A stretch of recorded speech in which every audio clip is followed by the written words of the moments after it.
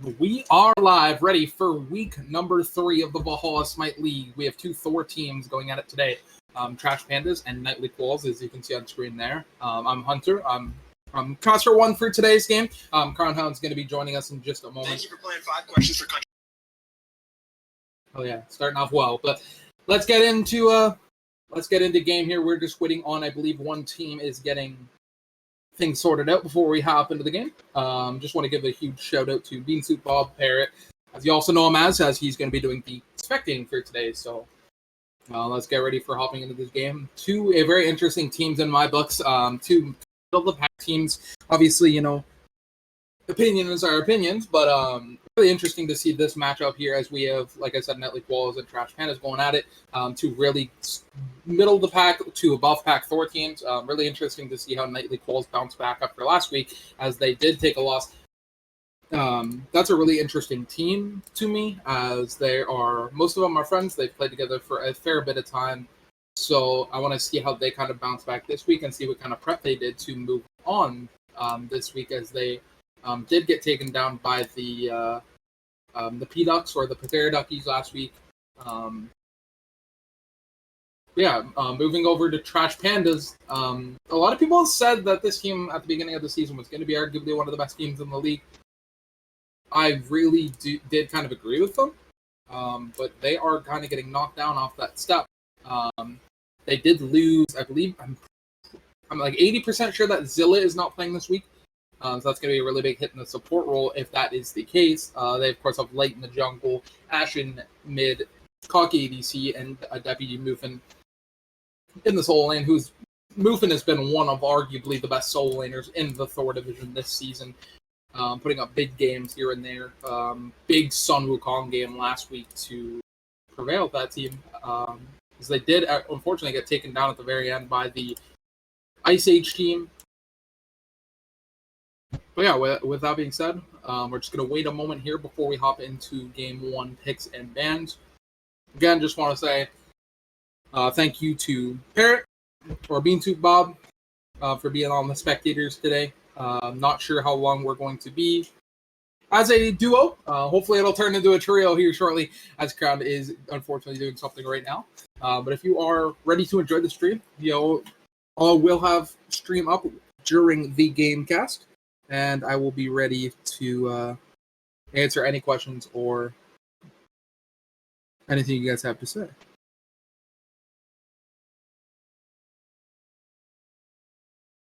All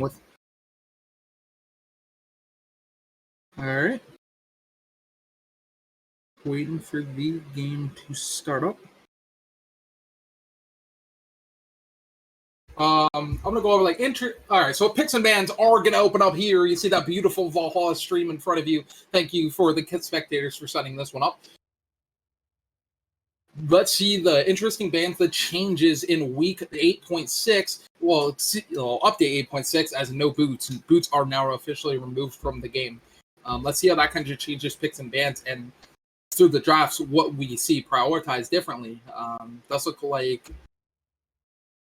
we are going to be opening it up. The Nightly Koalas is going to be opening up the second band here, as the Trash Pandas are going to eliminate Athena. Personally, I would not ban Athena in the first top 3 picks. I think she's dropped off a tiny bit since the recent match. As we're going to see a soul band coming out there. That's another very solid god that has been kind of solid through the 8-point patch with a bunch of the starter item buffs and nerfs. But again, back to Athena, I just don't see her as a big threat compared to other supports right now. You know, obviously, goes hand in hand with what you think, but other than that, that's what I kind of personally think. The Morgan band coming out there, very solid mage, if played very correctly. Do know that King of the Jungle their mid lane, Nightly Koalas mid laner, they do have a solid Morgan, and it does look like Tiamat's going to be the next band out there. Tiamat did see some nerfs the last coming patch. Tiny bit worse of a god, but still kind of that top-tier mage-based meta. Just plays really well into what the other team wants to prioritize. But with that being said, the Chiron band going to come out there. Another kind of basic man. And the Gilga Man's going to finish off the draft. So looking all through the picks there, I'm personally looking at like a set Loki here, possibly to open up for the Trash Pandas draft. Two very predominant junglers right now, and I really think opening up the draft with this very solid god of that case is kind of the way to go right now, especially with the big jungle changes. Of course, we've seen a bit of a hit Mannequin Scepter this week as Mannequin Hidden Blade is not being used in Sunday's games. With that being said, they're going to open up the draft with the Umoja pick. Umoja, I really like this god. I think Umoja is arguably, a top 2-3 support in the game. Of course, we've seen a tiny bit of a hit to her spamming ability basis, as there's a tiny bit of timer in that now, but I still think that god is really good with what you want to do. Stunning was more like a laning phase, reduce her laning phase a bit more, which doesn't really be the biggest hit ever to that god, but Nightly Quolls are going to open up their draft with the Sobek. Personally, I like to see the Sobek going solo. I like Sobek support, but I think Sobek solo has seen a big improvement over the last couple weeks with the Vamp Shroud buff. Of course, you're getting just more health and in general. Blood Soak Shroud also took a big buff too, so opens up, kind of Sobek's build path there as he loves those items. The Honest is going to be shown there also. Let's see if they go it. A very interesting pick here for the Nightly Koalas. I really wouldn't want to see them go this pick, personally. I don't like Giannis with Sobek. They are going to end up picking Giannis, but personally I think, Sobek isn't that worse of a mage, but I personally would want to see like a different mage, like a Scylla preferably there. But with that being said, the Mercury is going to be the next pick out of the door. And Light's Mercury, I haven't really seen it a lot this season. Let's see if he can do on it. What he can do on it. But with that being said, Mercury did see some buffs over the last couple days with removing boots, because he can build items quicker now, and he can build power items quicker and stuff like that. On Her is going to be the next pick open there. I really like On Her in this new meta. A lot of ADCs this season are going stacking items. I do think a lot of Stim ADCs have made an improvement, but of course On Her is always a good ADC and always will be. Getting Cocky's one of predominant picks. He really loves that pick there, and I think he's pretty solid on it too, as they're going to open up with the Odin pick. Swagonometry, always a good Odin player. Very good. He's really liked that god, and really I like him on Warriors and a lot of like beefier jungles. I think he plays a lot better on those than he does with sort of your carrying based junglers like Thanatos. Plays a lot like that, like kind of Tsukiyomi. Mercury is kind of like that, like a hard carry. But the Scylla and the Loki bands are going to be two next band coming out. Really do like those bands. I think Loki to me is like one of the best junglers in the game right now. Even after the patch, he's still a very good jungler. The Raijin band coming out there for the side of the Nightly Quolls, and to finish off our band, so we're going to see another jungle band that's Tsukiyomi. So it's kind of silly to see Set making the way through this far. I want to see if they look to pick it up here, as Set solo is kind of still open. Obviously, to me, Sobek going solo or jungle, you don't have to pick the gods there. I think, picking Set here for the solo lane is very good, and think that the god is just in general good, and we'll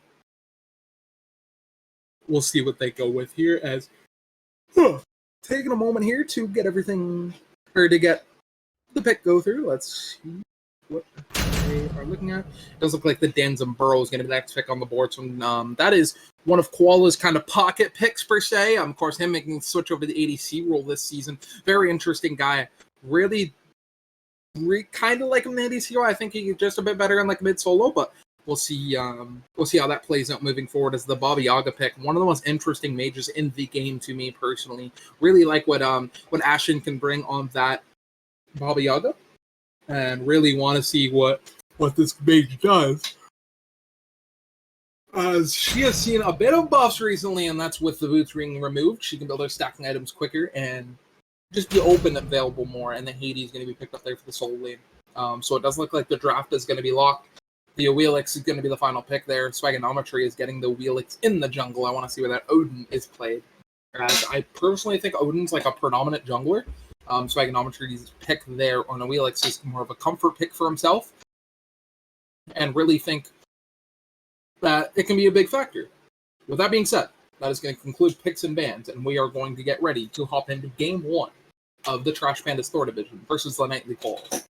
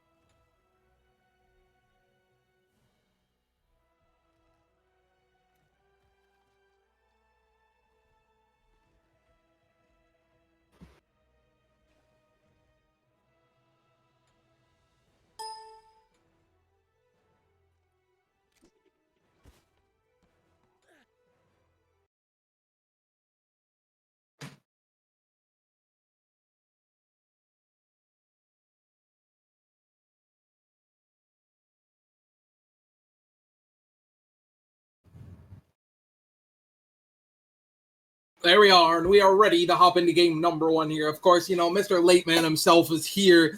Crown Hound, how's it going today, buddy? Oh, maybe he's not here. That is fun. He is in the Discord call. He's going to be ready for a moment here, just getting everything set up for himself. But with that being said, we are ready to hop into game number 1 here, which is going to be an interesting one, as we have Trash Pandas, Nightly Koalas, Thor Division. Go over a bit of introductions here. In solo lane, on the left side, we have Trash Pandas. That's going to be Light in the jungle there. Deputy Boofin in the solo lane. Ashen, Eclipse in the mid lane. Gray as support, and Getting Cocky is going to be the ADC there. On the side of Nightly Koalas, they're going to have Black Mage Vivi in solo lane. Swaganometry in the jungle. Or Sanyamoto in the jungle. Swaganometry in mid. Grunkaholic in support. And Koalas in the ADC role. I did mess up that a bit in picks and bans. I'm pretty sure I said Swaganometry a couple times. That is my bad. But with that being said, well, let's ready to get in here, and we are going to see a tiny bit of a newer start there coming for the Trash Pandas, as the jungler is going to split red buff with the mid and go straight back to the yellow buff. I like that. And it spreads the farm out just a bit. Like, it spreads the farm out a lot. You know, you're not really going to be fighting over this mid camps, but I think, personally, I do agree with you there, and I do like the... I think I like it because it does spread the map out a bit. It does kind of make it really wonky for the mid skirmishes, but I think it spreads the farm out. It spreads the map out, especially for your team. As long as you're confident in your mid laner to stay safe for that first like level 2 gank from the jungler, it works out very well. Yeah, we're going to see some pressure there coming in the dual lane there as Danzon is going to hit a nice, easy taunt. And it does look like Bracer of Radiance is going to come out. Nice job there by Vinci to find that there. What's your kind of thoughts on this Relic Crown? You know, of course, we haven't really seen it been built a lot. What do you think it's going to play for a factor in? I see it as a sub 10-minute relic. I don't really see any use of it in the later stages where the damage starts to come in a lot heavier of waves and you die a lot quicker. As we see a lot of aggression coming in on Baba Yaga, and she will fall as First Blood goes over to the Nightly Koalas. Sanyamoto on the Awilix jungle goes for the dive under the tier 1. Blink comes out as well, and the feather step to secure the double kill. 2 kills, fast and loose mid lane jungle combo for Nightly Koalas putting in work. Yeah, going back on the Bracer of Radiance there, to me, it's kind of like a kind of useless relic pickup to me personally. I really, like, you can even see the range on your screen there. Like, that is meaning basically nothing for them. And I think it would be much better if they, you know, got even beads out of the support, or even meditation, which is a relic that we've seen being built just a little bit more in the higher up league. And, you know, maybe it's something specific to Yamoja herself. I haven't really found a use of it. Just even like reading the the use of the relic itself. I think your support is much better picking off the Sunder or even an aggressive relic like a girdle. I don't know what it's called. A frenzy, I think it's called now. Or even a horrific emblem, trying to just set your team up for success rather than using that bracer. I think you'll find a lot better uses for other relics than the bracer. Yeah, something bracer does really well though is that's clear wards, and it's also on one of the lowest cooldowns for relics per se, other than maybe Sunder, which is 2 charges, so it's kind of unfair to say Sunder has the lowest cooldown. Which is something that I think we can look at moving forward in teamfights, possibly like that. Like the Bracer of Radiance may not be a good relic, but you're going to have it up over a lot of, like Girdle, like you said, or Frenzy, or, other teamfight based relics. Yeah, I'd agree. Personally, though, I think I would rather my support, being an ADC main, I would rather my support go for a lot more aggressive of a relic than a utility relic. As we do see a taunt come in on her. One of the money bags hits, and the other hits at Yamoja. A lot of aggression. Flip comes through. Yamoja's out of place. 2 uses on her Omi, and she will use it as a no kills fall, but pressure by Nightly Koalas, it seems, in the mid, actually across all lanes at this point. Yeah, and I think they picked a team that has a lot of pressure. Of course, you picked that Sobek in the support role. One thing he does very well is gain pressure. As we're going to see a possible rotation here to the duo side of the map. Look like Deputy Muffin could possibly be in trouble. He's going to use the Fear, uses Leap. Nice job getting caught there, though, and he's going to be ulted. Let's see if that play can be happening. The tower shots are being through. Goodbye, Sanyamoto, as Deputy Muffin's going to pick up the first kill for the Trash Pandas squad. Let's see if he goes for more. I'd say you take what you were given, right? That was a lot of aggression coming through, a little bit of miscalculation coming on the side of Nightly Koalas, diving that tier 1 into a Hades. Not really something you want to do at level 6, because, I mean, that Hades ult, he gets extra damage mitigations in it, and he's really hard to kill, even under however much pressure was given. And now we're seeing a counter rotation coming through as the Mercury ult does not land, and Odin will just jump into his tower for safety. But Hades is actually one of the hardest characters to kill. And I mean, if you dive at tier 1 as a jungler with no other like actives than a blink, even the use of your ult was used and he beads out of that. Just a really good play. Yeah, one thing shown there is he's max leveling his 3, which is the Pillar of Agony. He's max leveling his 3 there, which is getting a lot of healing there in the waves also and stuff, and like that, as before they rotated over, he was in a pretty low HP bar, and then he used his heal to heal up basically full health, especially with that Vamp Shroud. So yeah, as you said, Hades is really hard to kill in the early game, and add all the healing and Vamp Shroud on top of that, like, it makes it even harder to kill. I mean, he's essentially just utilizing lifesteal better than most characters, right? I mean, we normally see that from like an Anubis. Anubis's entire passive and entire character revolves around how long can he stay in one spot and just survive. Hades kind of follows the same concept, only the ult is really the big thing, and being able to hit multiple people with that like he was doing, he's getting healing back from hitting multiple sources with that Vamp Shroud on top of just the protections it gives him and the amount of damage it does at level 6. Hades is just, he's an aggravating character, man. I do not like playing against that character. Yeah, one of the interesting things moving into Season 8 is how these ADC builds kind of switch.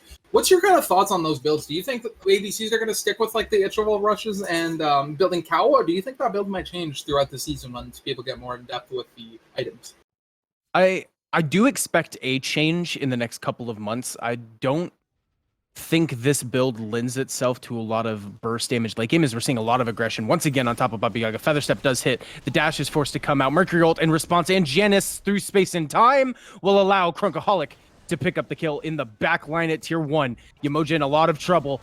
Ult lands, Feather Step lands as well. Will the portal come through, but Unstable Vortex hits, and she will be able to run to safety with the use of her I like to call it a surfboard, even though it's not a surfboard, but I don't play Yamoja. She's the only god I don't have mastered. So I don't even know what that ability is called. Hey, there you go. Dang, beat Bob all over it today. No, but going back on the ADC builds, I definitely see what you're saying, where it doesn't kind of offer... It kind of like takes the cookie cutter, or puts the cookie cutter back into Smite, and I don't think they want to do that. So I think I really do like to see, maybe a bit more stacking items coming up in the future. Of course, stacking items have been built for a long time now, but I really think that's kind of like an ADC staple. I personally, when they made the change to Heartseeker and Doomorb, I mean, that was one of the most aggressive set of items you could build on any character. You stack it, it gives you a lot of power, but when you die, you lose half of your stacks. I like that concept. It favors aggression. It favors you to actually play aggressive. It favors the decisions you make throughout the game. I want to see them bring that back, and I think with the removal of boots, that can definitely be a thing. Is the ult does land once again into the Feather Step combo. So Yamoto, 3-1-1. Baba Yaga not having a fun time. 0-3 now. Does have 56 stacks on that Book of Thoughts, but I don't think anytime soon this Baba Yaga will be let up on.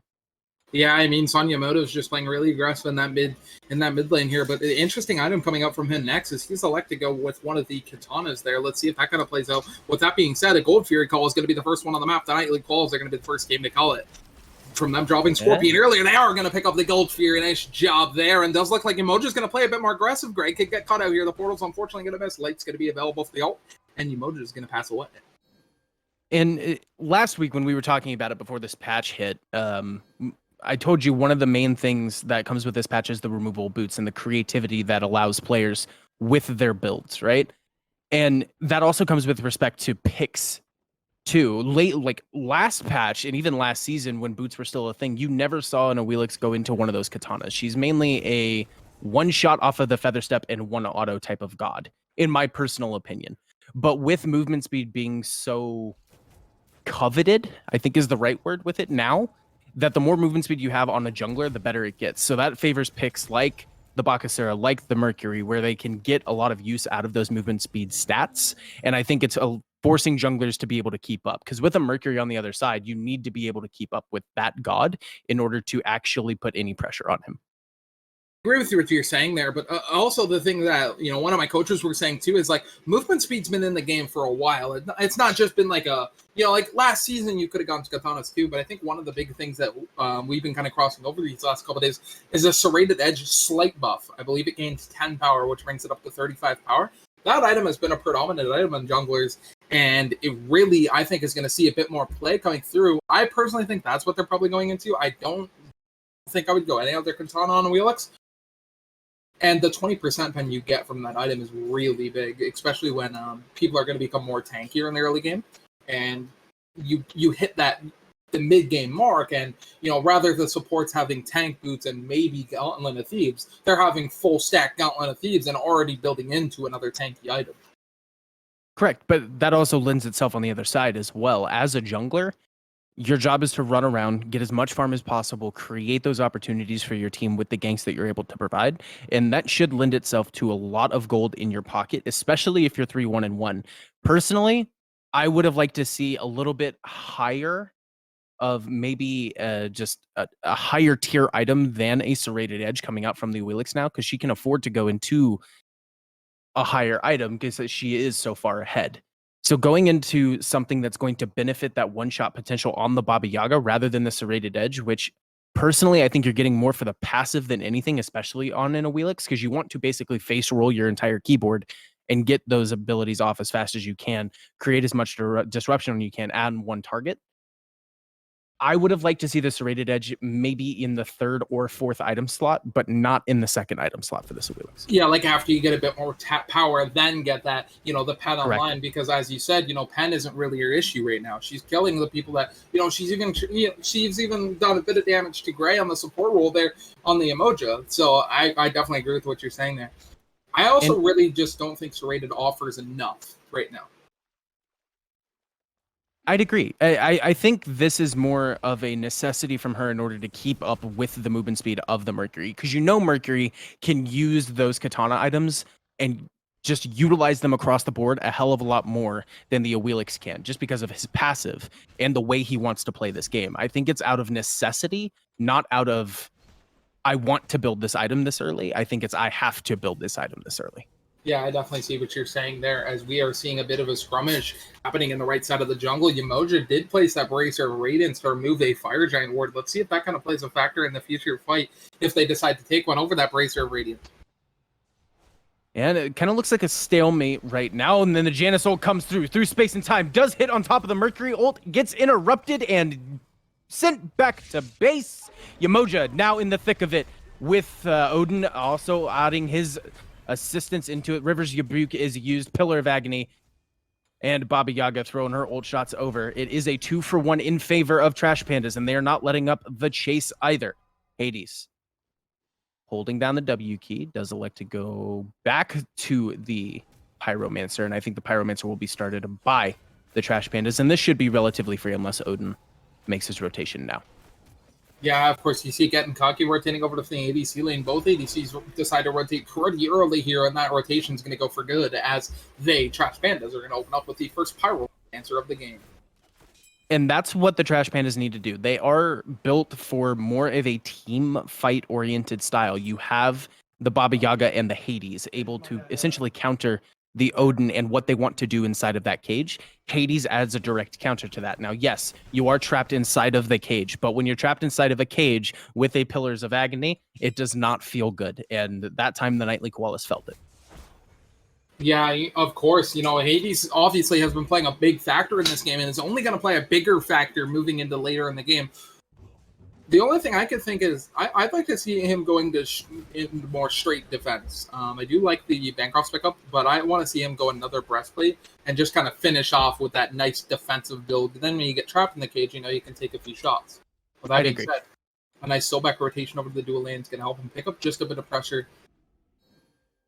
And we're going to open up the game here as it does look like a Wheelix is going to pop up Yamoja. Big damage happening to him as the Riptides are going to be used to get away, possibly as he's going to be pulled straight back in. Gray's going to be under attack, and he's going to be gone. Son Yamoja is going to pick up the kill with Gray there, but the Yamoja is going to come through, hits Ashen straight in the forehead. And that did a good 30% damage as the portal comes through into mid lane just to try and poke out the Mercury. Does hit it with an unstable vortex as well. Drops Mercury down to 50%. And it is back to farming for both teams, playing it safe. Now, a Wheelix is playing a big factor in most of these fights, and we saw it there. They were able to kill Yamoja. They were able to remove Gray off of the map, but not after 2 rounds of abilities. I still think that's due to this rated edge. If you go into something with a little bit more power, a little bit more heavy hitting in that second slot, that engagement alone just gets simpler and a hell of a lot more clean. Yeah, I definitely agree with that. Or even a cooldown item. I think, picking up the Hydra's Lament there, instead of picking it up in the next item slot, would have been much bigger there, because you would have already had that pretty big power spike that Hydra's Lament brings. But Son Yamoto is 5-2. We can say all we want about its rated exactly. Edge. It's not going to change the stat line. Another interesting pickup there, too, is we brought it in, Bracer of Radiance, compared with that Relic Dagger. I was getting cocky. We talk about Son Yamoto once again, but he's on a 6-kill game already. Keep on going there, young man. As some damage is going to come there. It does look like Ray is going to take a tiny bit of damage before the fight. The Omi's going to be low there as the Oni Fury is up and ready. Ashen with a potion ready. Let's see what happens here as the Oni Fury has fallen just below 50% HP. They're ready there with the potion. It's Baba Yaga. Does look like beautiful. Mercury's going to go straight through. The Oni Fury is low. See if Lake can pick it up. It doesn't look like he is, but he is going to be behind the backline. WD Buffin's going to pick up one. Ashen's going to pick up one. The Gold Fury is going to go in the way of Trash Pandas, and the triple kill is going to go to the way of Trash Pandas. Lake with a double kill right on the backline. Koalas, and Vivi is the only one left there as Koalas just gets taken out. And that's what I was going to say. Going into that engagement, you need to basically drop everything off of the Mercury ult. No matter how many he hits, he's at least going to hit one inside of that small area. And with that Mercury ult hitting 3, it opened up Baba Yaga's ult, the House of Death, as I've liked to nickname it, because that does way too much damage. And they blow up 4 people, I think, in that engagement. 4 end up dying off the back of 2 ults and a... what's the name of Yamoja ult? It's River's Rebuke, right? I'm not insane. You are not. Aha! Nailed it. But on top of the River's Rebuke, they're playing the last 2 engagements very well. They're playing to their strengths, which are these large team fight ultimates. Now, Mercury is not really a large team fight ult, but when you hit 3 people inside of a small corridor, it turns into one. Yeah, of course, that Oni Fury was picked up by the Trash Pandas. They're going to have even more lane pressure there as the dual lane tower is going to go down the T1 there. Personally, what do you want to see this Nightly Koalas team kind of change around in team fights to shift them more towards their way? The only realistically, the only team fight ult they have is the Sobek ult.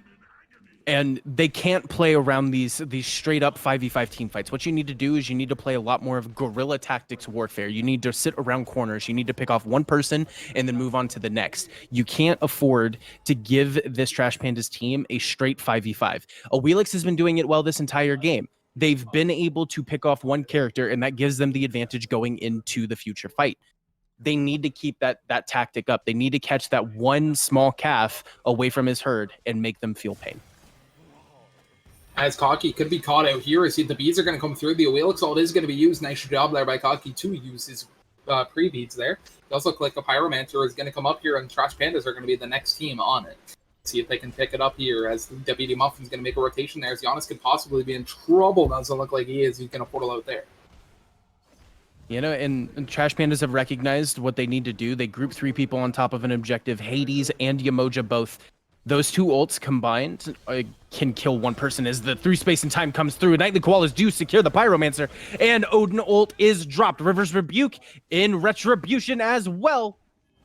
They have the Odin surrounded by 3, but he has backup. Sobek comes in, adds a little disruption, and the House of Death is used. 1 more shot, 2 more shots on top of the Odin, drop to half HP, and he will jump away to safety. 4 members still on the hunt, trying to strip away as much as they can, but all in all, no one falls, but Nightly Koalas do end up securing the Pyromancer. Yeah, one thing you overlooked there, I think, when you were talking about the teamfight ultimates, is the Odin ult. Odin ult to me is one of the almost like best ults in the in teamfight wise in the game right now, because it forces the other team to do something that is very underrated in my mind, and that's forcing them to buy a relic. Forcing teams to buy a relic and them not having like an extra Sunder, an extra Frenzy, is huge. But with that being said, we have a pretty big Fire Giant fight here, as it does look like Yamoja is going to fall pretty low. The Fire Giant is going to be held there as Crunkaholic's going to pick up Gray, and they support. Nice job there to pluck getting Cocky off his back line, but the Killer's Magni is going to be used to pick up another one. But with that being said, Hades is going to be under attack. 3 people on his way. He's going to proc his Vamp Shot off 4 people there. Nice job there to get a bunch of damage off. But it doesn't look like the retreat is the next thing on the line. Yep. And Mercury already having a fully stacked Rage and Deathbringer that was pointed out to us by Mr. Bob himself. Mercury is doing a lot of damage right now just with that one auto that he gets from just running around for free. His passive, for those of you that don't know, the more he travels, you stack up a meter. Once that meter hits 100, you get 100% of the bonus damage from the movement speed that you have built into your kit. As we do see an engagement, Hades dashes in, lands the silence. Odin is in a lot of trouble, though, being chased down by the House of Death. 1, 2, 3 should clear it, and it does. Odin does fall, and this should be a free Fire Giant for the side of Trash Pandas. But back to what we were saying, with that one auto, this Mercury is going to be doing so much damage. He lands the 3, and then he'll pop you for, if he does crit, for a crit that hits for about 800, and sitting at about levels 16 across the board relatively, that's going to be doing half health of a squishy. Trash Pandas is going to finish off the Fire Giant there and pick it up. You know, Bracer of Radiance, we've been talking about this relic to not be very good, but it has helped them in almost every team fight, and I really think they're playing, you know, very well around it. That's one thing I'm definitely seeing in this game.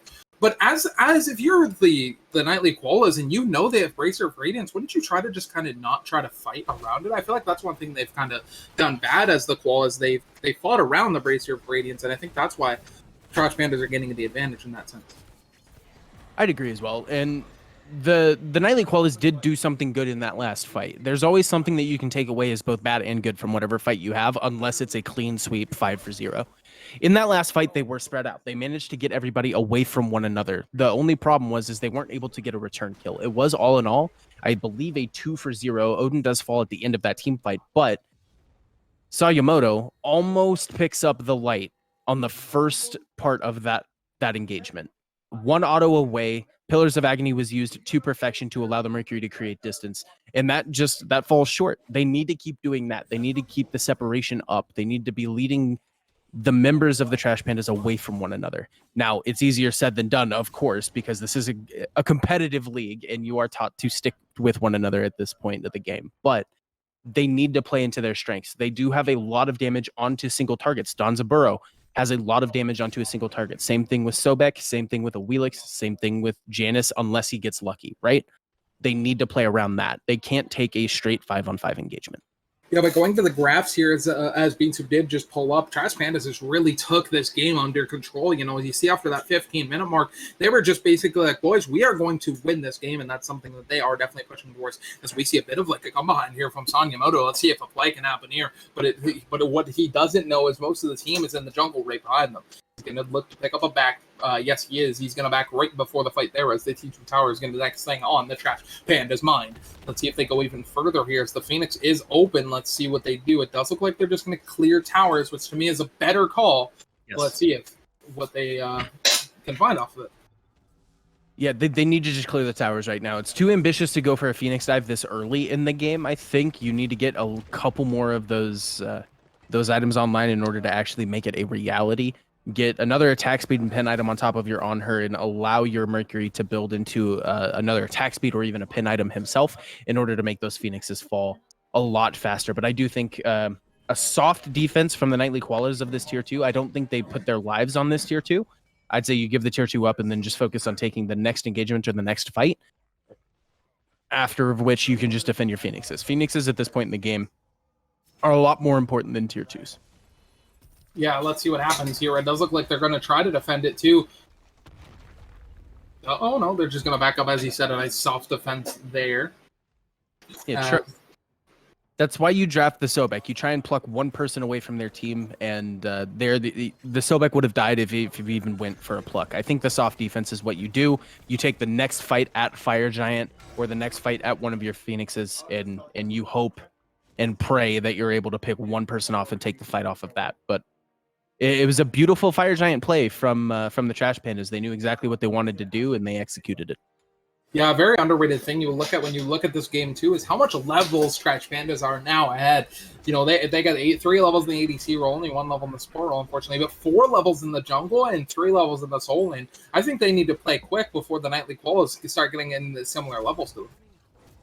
I'd agree. The only way they get back into this game, though, is if they allow the Nightly Koalas to sneak an objective or even split push a couple of towers. I think if they keep doing what they're doing and taking the fights at the objectives and just taking those 5-on-5s on the aggression, they won't give much of an opportunity for the Nightly Koalas. They need to force the Koalas to outplay them. You can't let the Koalas just play their game. You need to force them to play yours. Let's see what happens here as the game is opening up a bit more and the cheeky calls are starting to come out here.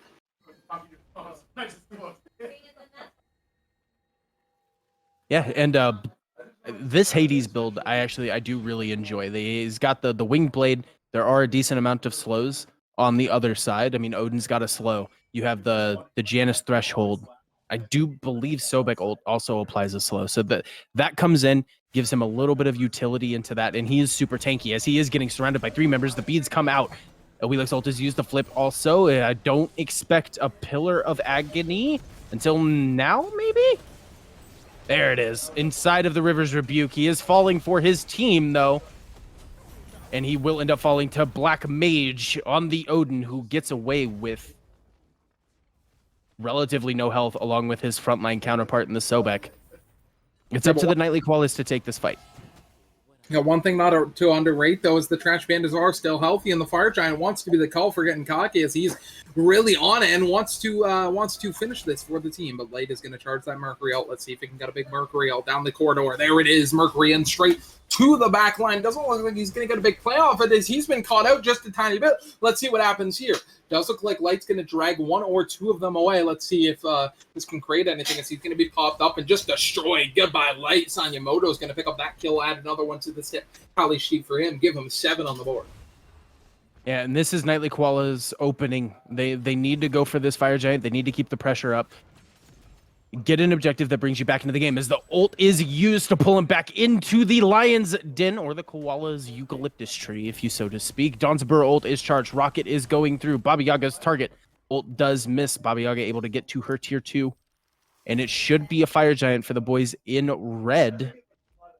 Now Hades has respawned and his ult is up. This could spell doom for the Nightly Koalas, but Baba Yaga doing everything in her power to stall this as much as possible. Does pick up one in the back, is surrounded by 3. Hades is here, though. Lands the silence, executes one. Pillar of Agony does miss, but Baba Yaga does all the damage, picks up a triple kill with the assists coming from Hades.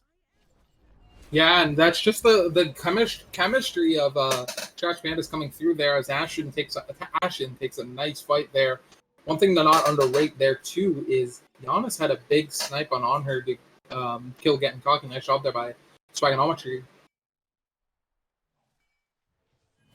Yeah, this is the Baba Yaga syndrome, right? I mean, she falls so far behind in those first 5 to 7 levels, but after that, the only thing that god does is damage, and that's what you need to look out for because she will make you feel it.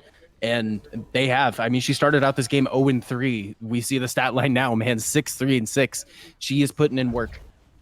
Yes, the Fire Giant's going to be the next call for this Trash Pandas team, and it's going to fall down. Nice job there by Trash Pandas to pick up the second Fire Giant of the game for themselves. Let's see if they can possibly end the game off this one. One interesting thing, too, is I look at Getting Cocky's build, and I say to myself, why are you going the Silver Branch build on her? Crown, do you have any more information on this? No. On her does not utilize attack speed all that well. He's more of a power pin-driven ADC, and that's what I would have liked to see, but, you know, metas started by pro players are what players are going to follow, and the bow build has made a resurgence.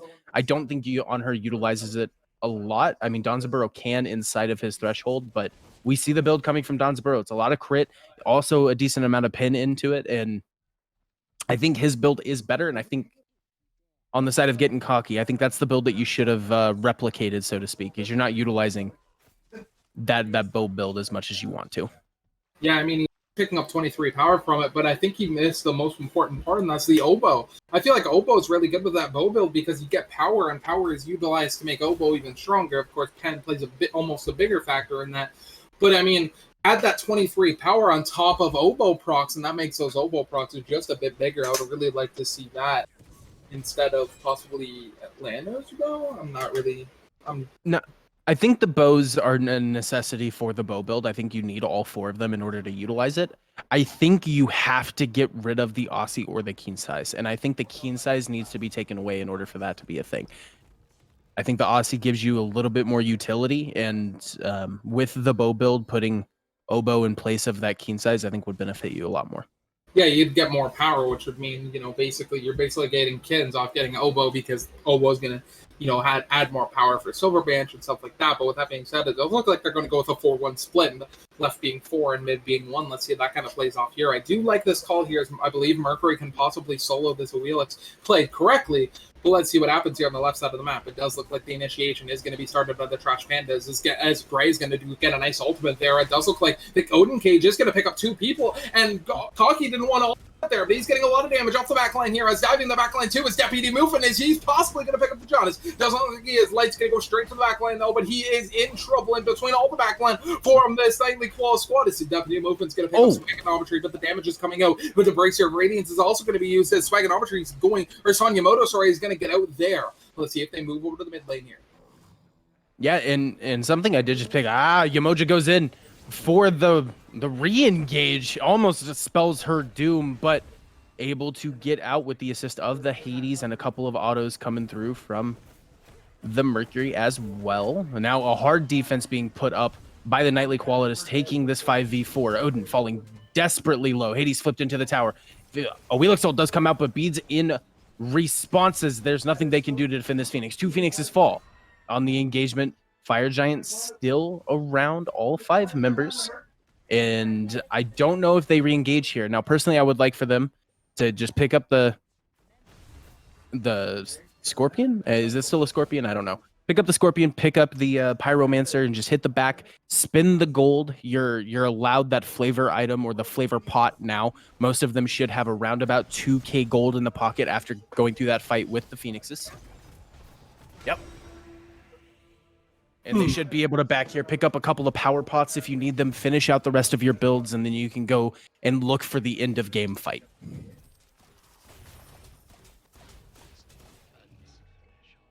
I definitely agree with what you're saying.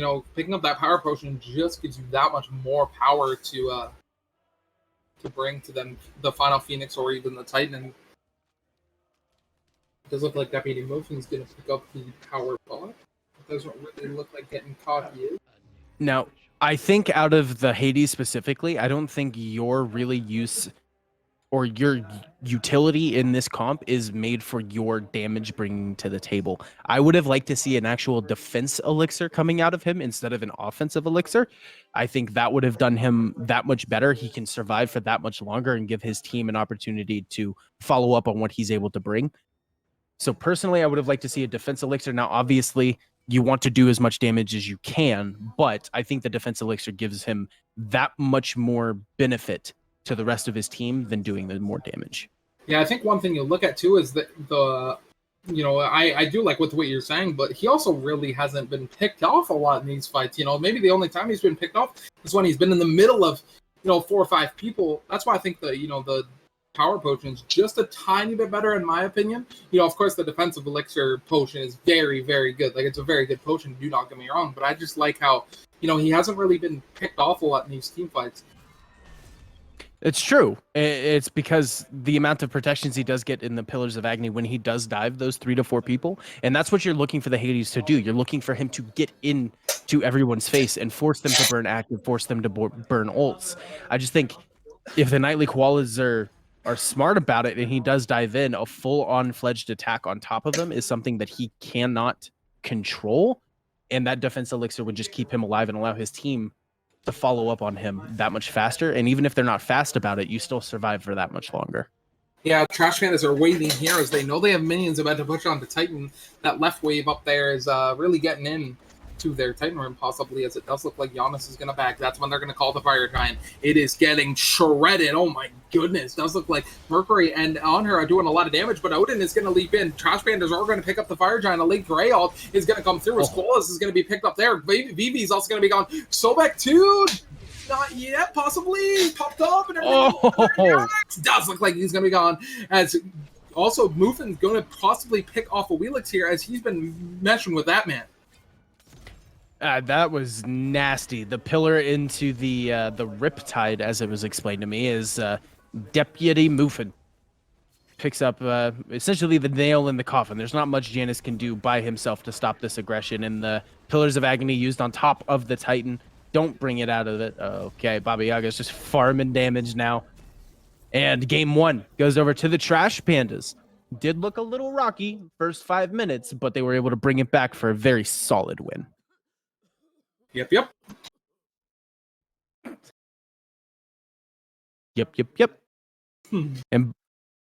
And Bob, we've been talking this entire time, man. Anything that you want to add over there? I mean, you're the one piloting the camera.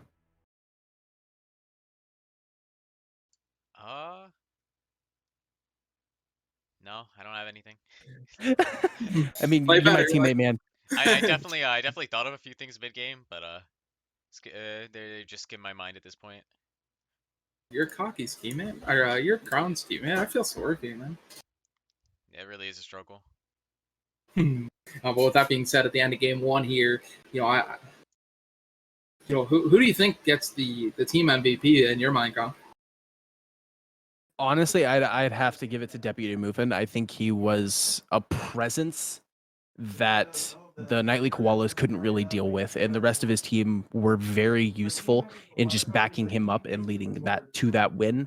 I just think his presence in the fights and the amount of things he was just left able to do was a lot for the Nightly Koalas to deal with, and I think off of what he was able to bring, they brought the win. You saying that reminded me of what I was going to say, which is that you'll see this Hades build, and he has almost no magical prots, because that's something you notice a lot in teams where, like, they top 3 pick this Giannis, and he doesn't have to respect the magical damage because Giannis is looking for picks on the squishy, so he can just stack this lifesteal and physical defense, and he's not really worried about dying because in his ult he's capped Fizz prots with that extra 10% mitigation. And he is sitting pretty in between 5 people because this Giannis does not output damage onto a Hades. Nope. I definitely agree with you there. And, the other magical damage being the Sobek there, right? So he got really nothing. I think one thing, we overlooked a lot in the early game, or at least me personally, is the Bracer of Radiance. That item came in pretty big for the Trash Panda squad. Maybe another item relic would have been a bit better, but we've seen that Bracer of Radiance used a lot and used very well to Gray there.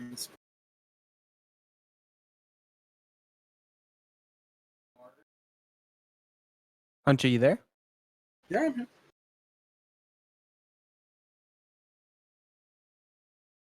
No, I'm gonna pull a Crown Hand and leave.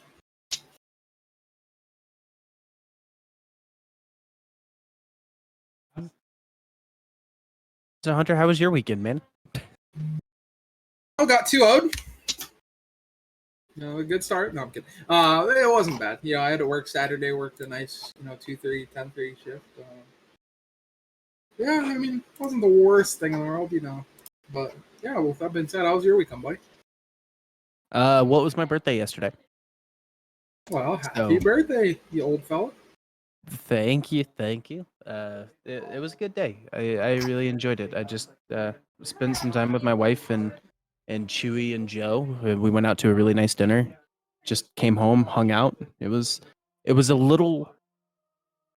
I use this in the best term possible because personally, I don't like going out to places. So like going bowling or something like that is fine, but I don't like going to like amusement parks or anything like that for a birthday event. To me personally, it's a lot better to just spend it with the people that I want to spend it with, and that's exactly what happened yesterday. It was uneventful in the best way possible. Yeah, of course, enjoying time with friends and family is also a big thing, mentally and physically. Yeah, and I turned 23, and it was the best day to turn 23 on. So our house is packed.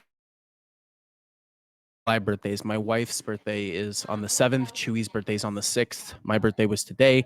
My brother and my dad's birthdays are on the 24th and the 26th, respectively. Our cat's birthdays, I think, on their 14th. So there's a lot of birthdays in July. July is definitely the best month, man. Yeah, go to Crown House's house in July, and you'll get it. They'll just think it's your birthday too, and you'll also get a gift. Hey,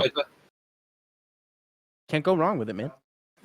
Yeah, with that being said, you've seen a lot of other Valhalla sets today. We'll update you on some league stuff that happened today. The Olympians picked up the 2-0 on the feeding. Or no, well, you know what? We'll start at the very, very, very bottom of the league, but of course not the worst part of the league, and that's the Rat Division. The Rat Division opened up the sets with Olympians 2-1 over the Ace Age Division.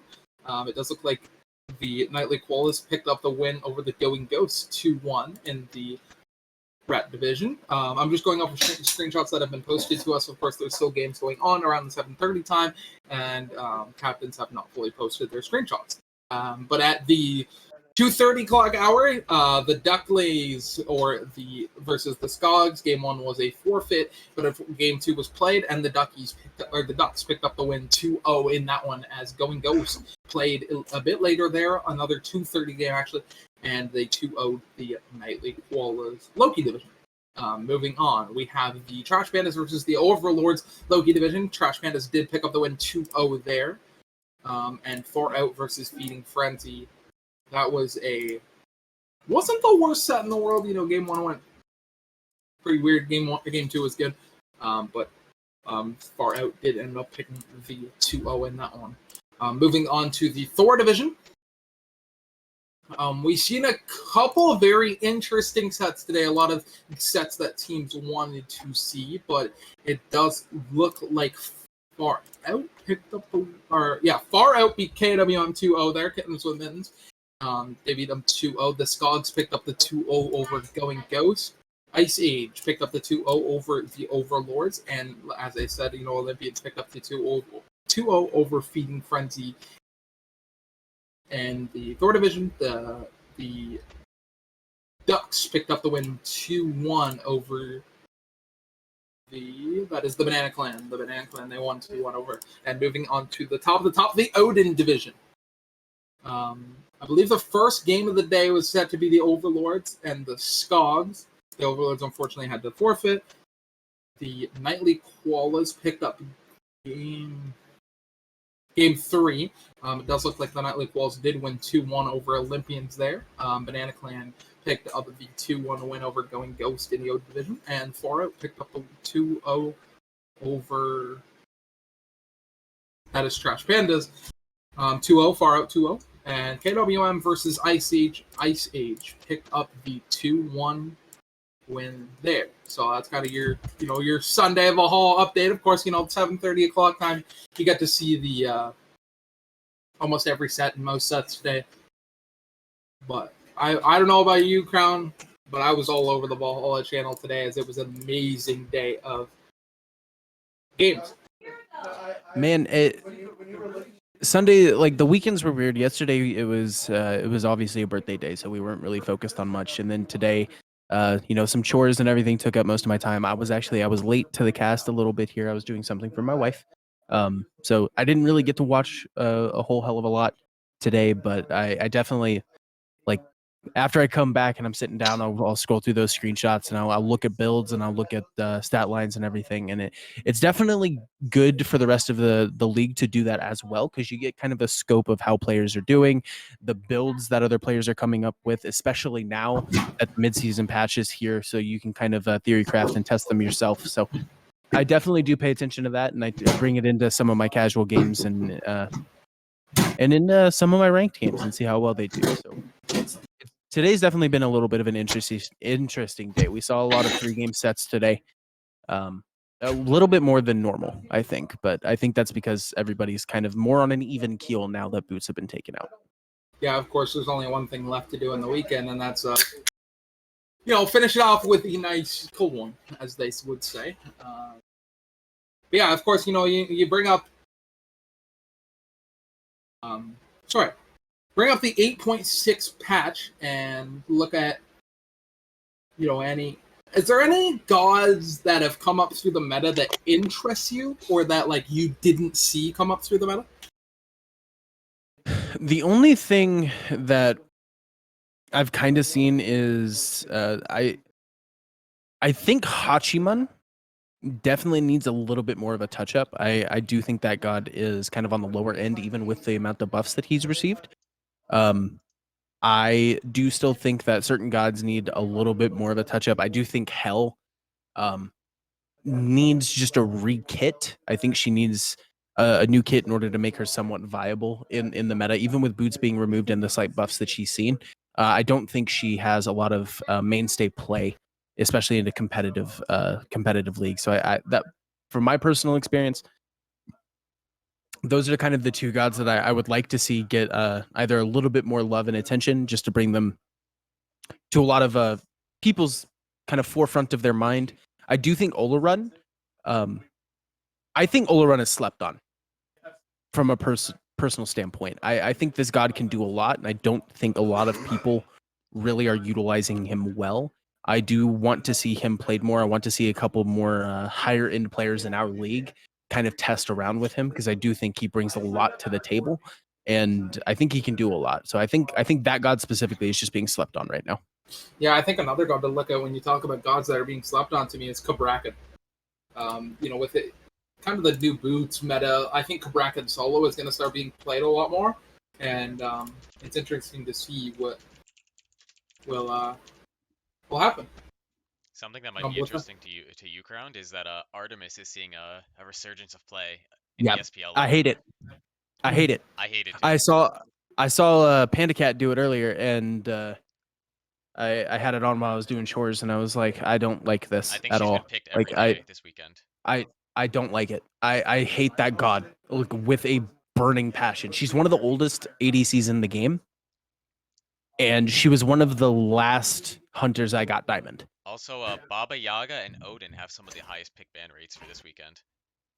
Baba Yaga got, what is it? Cooldown and just like utility buffs for her. She already does, and she got more shielding and knockback on her ultimate.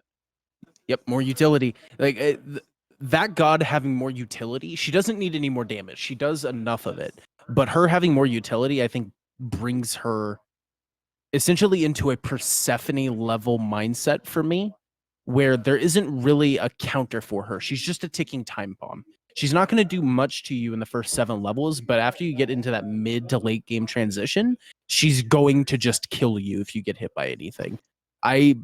Personally, I don't like the god, and I hate playing against it even more.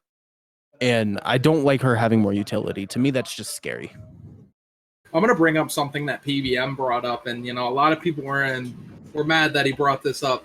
What would be your thoughts about if Smite had charge based relics?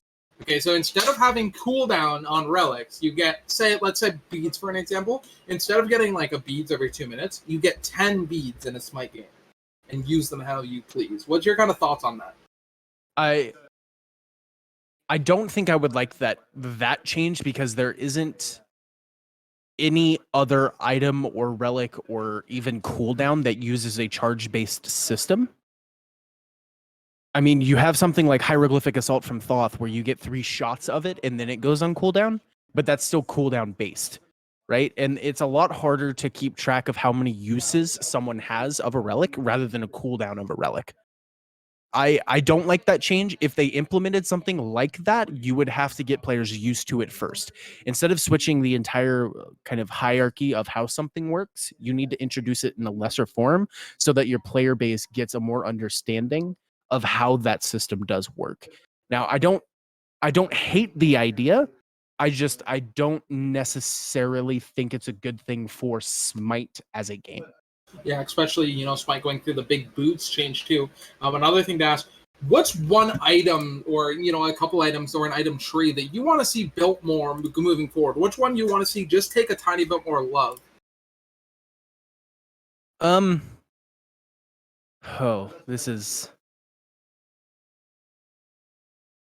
kind of a big question. Because I want to see more utility-based attack speed items. You have something like Witchblade and things like that. I think it would be better for warriors, which obviously I hate. I don't like warriors. I think they're one of the most busted classes in the game. But having items that offer more utility than damage, like for instance, like maybe more CCR added to the game or something along those lines for your frontliners would be better in my opinion. I don't like how a lot of the hybrid items give you power in order to go toe to toe with the carries, but also make you unkillable by giving you an influx of just tanky stats. I think there need to be more utility stats in the game rather than just straight power or protection. Yeah, I think one item that I would like to see, be more of is Stone of Foul. Stone of Foul's passive, when you hit an enemy god with the basic attack, you can stack a False Blessing, you gain 2% damage mitigations per stack. At 3 stacks, you gain double that mitigations and 20 CCR for 10 seconds. Like an item like that for like a damaging base character. Like as maybe a bow, like where as you hit someone you get more and more attack speed or something like that would be pretty cool. Another thing you brought up during the set too is like do more where like the stacks are time based. I think that'd be pretty cool for more of that with ADCs. But with that being said, we are just about ready to hop into game number 2. Here's picks and bans are going to be opened up. You watched game 1 crowned. What's one god you want to see target ban per se? I don't think you need to target ban a god. I think the thing that fell apart for the Nightly Koalas was that they didn't draft an actual team fight based team. And with that, we already see a targeted Hades ban. I don't think you need to get rid of the Hades. I think you just need more synergy between the actual kits that you draft. Now, with that, we did see the Trash Pandas pretty much draft a perfect team fight comp. We had the Hades, you had the River's Rebuke coming out from the Yamoja, and you had just Baba Yaga throwing mortars at everybody. Those ults really do synergize well with one another. I just want to see the Nightly Koalas do that rather than just essentially target ban anything. Yeah, I think if you played a bit more off the Aeolix, get a couple more knockups and stuff like that would have been a good idea too. That I definitely agree with you. Their gods really didn't have a lot of synergy. But with that being said, we're going to see a Soul Ban and a Soulmate Ban coming up from either side. And Morrigan taken out as well. We haven't seen Gilgamesh or Tiamat, I think, in a little bit. I do think those gods are still very good, especially with the boots change. I think Tiamat utilizes it a little bit more because you're able to get more of her items online quicker. And I think that makes her a little bit bigger of a powerhouse. It pretty much bridges the gap in that early to mid game transition. And I think she's more powerful now than she was a month and a half ago. Yeah, I'm going to bring this up. I know you're an Odin player and you don't realize this. Swagonometry, the mid laner for the Nightly Koalas, loves the Morgan. Oh, yeah. Loves that god. And will play in every different scenario if needed. So that is why the Morgan man is coming out there. The Gilgamesh is going to be banned there. Let's see if the Tiamat's the pick. And the first pick here. Be good. Yes, baby. I love it. Crowntown's favorite god in Smite, Tiamat, is on the board for Nightly Call. No, not my favorite god. My favorite god is Apollo, and that character got nerfed into the dirt. And he's still seeing more play. Well, he can utilize the bow build a lot more effectively than most other hunters with his passive and with the boots change and having those bows be inexpensive is really good for him. You can get that build online a hell of a lot quicker. You get those stacks on I can't remember the name of the item right now. Silver branch bow, yes sir. You can get those stacks on it a lot quicker than most other hunters. So I think that's why he's coming into the meta now, or at least coming back into the meta a little bit more prevalently. But I would also expect a rise in play from Medusa of all characters. I think with her one being, I do expect her to make a little bit more of a rise in the meta too. Yeah, I definitely agree with her one being an extreme, attack speed stem. I definitely think that you see a lot more of that too. But there's only one person we haven't talked to yet tonight, and that's Chat. Chat, how are you doing tonight? Make sure to post in.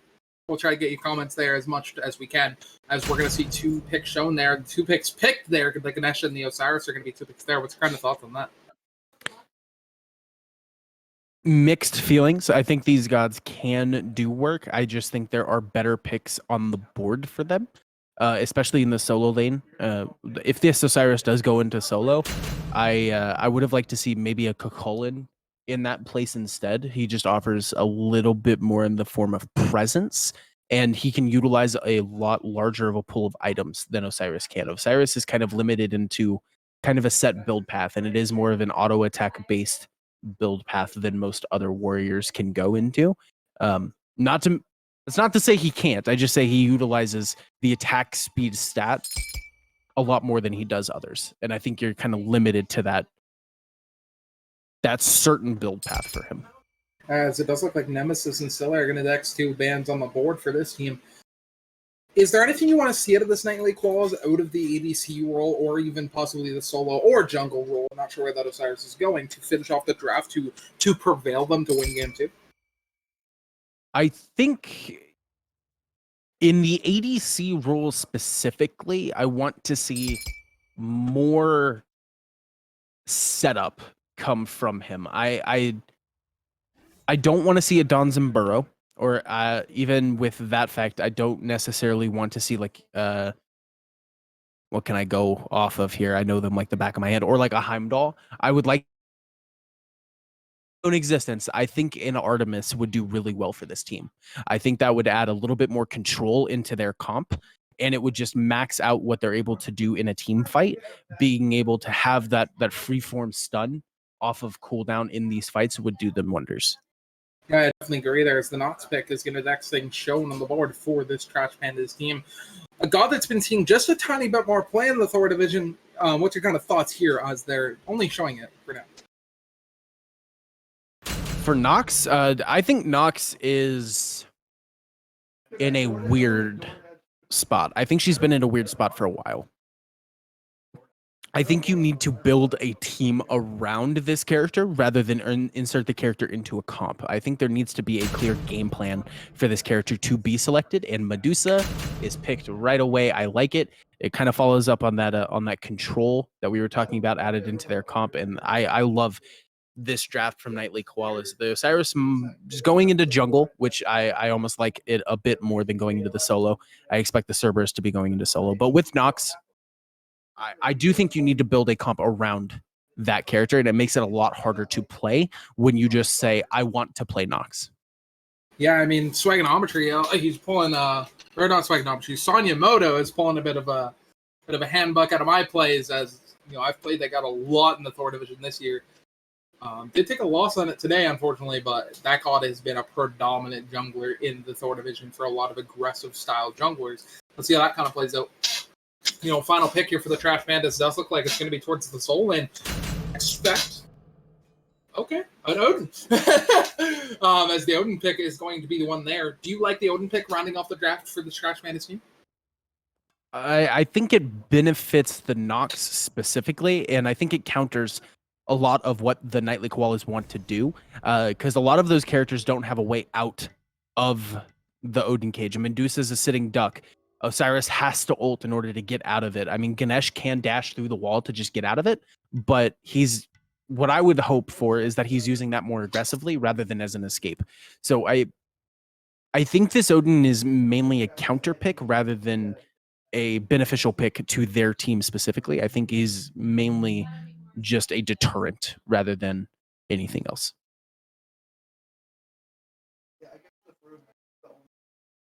Oh, Malware Cookies and 87 Gamer. Thank you guys for the happy birthdays. I appreciate you. A bit late there, don't you? No, I'm kidding. But with that being said, picks and bans are over and heading into game number 2. I mean, we already know the outcome, right, Crown Town? But what do you think is going to be the outcome? I really like this Nightly Koalas draft. I enjoy Tiamat and the Medusa to basically accent their front line. And this Osiris does have the ability to build a more of a bruiser build and just add more beefiness. So I really like this team. I think they counter the Mercury and the On Her specifically very well. I just think they need to keep their eyes on this on the Nox pick. Like I said, Nox is in a weird spot. If she's able to get ahead, she can run a game. But if you keep her in check, she's not going to do much to you. I think if they do that, they'll get a dub. Yeah, I definitely agree with you. I'm gonna be crazy here, okay? And I'm gonna go with the Trash Pandas squad. I think they have a really good CC chain in their team, and they have pretty good comp in the Medusa, and kind of like just the whole team per se. Not a lot of. There's 2 people that can't get out of the cage, or Osiris can with his passive, but rarely ever will he, get out of the cage with his passive per se. But I really just like this Trash Pandas team, and I think they have a lot of synergy. And I think that synergy is going to play a big factor heading into this one.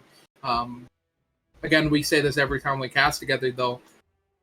Me and Crown out have casted, I believe this is our 8th set together. One of them has gone 2-0, has been a 2-0. One of them. We casted the final set for the Thor division last season, or I believe it was the Thor division or the other division. It went 5 games. So let's see if we can break the streak break the supposed streak today, as we are heading into game number 2 here. It gets better by the minute, as they say, as we look at the opening builds, and it does look like Osiris is going to look to go straight in a Mannequin Scepter. Yeah, I really like it. With the buff to Mannequin Scepter, I do enjoy auto attack based junglers going into that. I think I would specifically like the Mercury to pick up a Mannequin Scepter as well. I don't think you really utilize that Eye of the Jungle a lot as a Mercury. I like Mannequin Scepter, and the Medusa does end up going into Bluestone instead of that Hunter's Cowl, and this will be a Transcendent stacking game for Medusa as well. So you're getting a little bit of what you wished for with those stacking items and a little bit of a divergence from that bow build.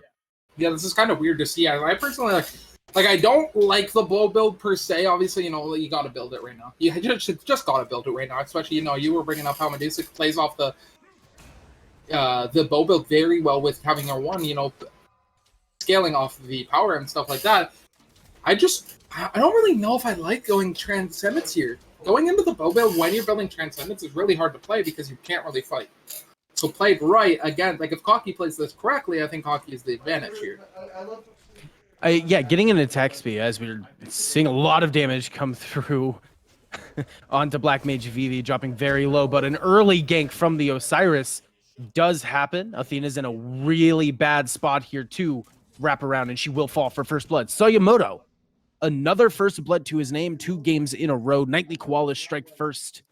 I mean, we've seen it once, and we're seeing it again as the invade for Mercury comes out, stripping away a little bit of XPs.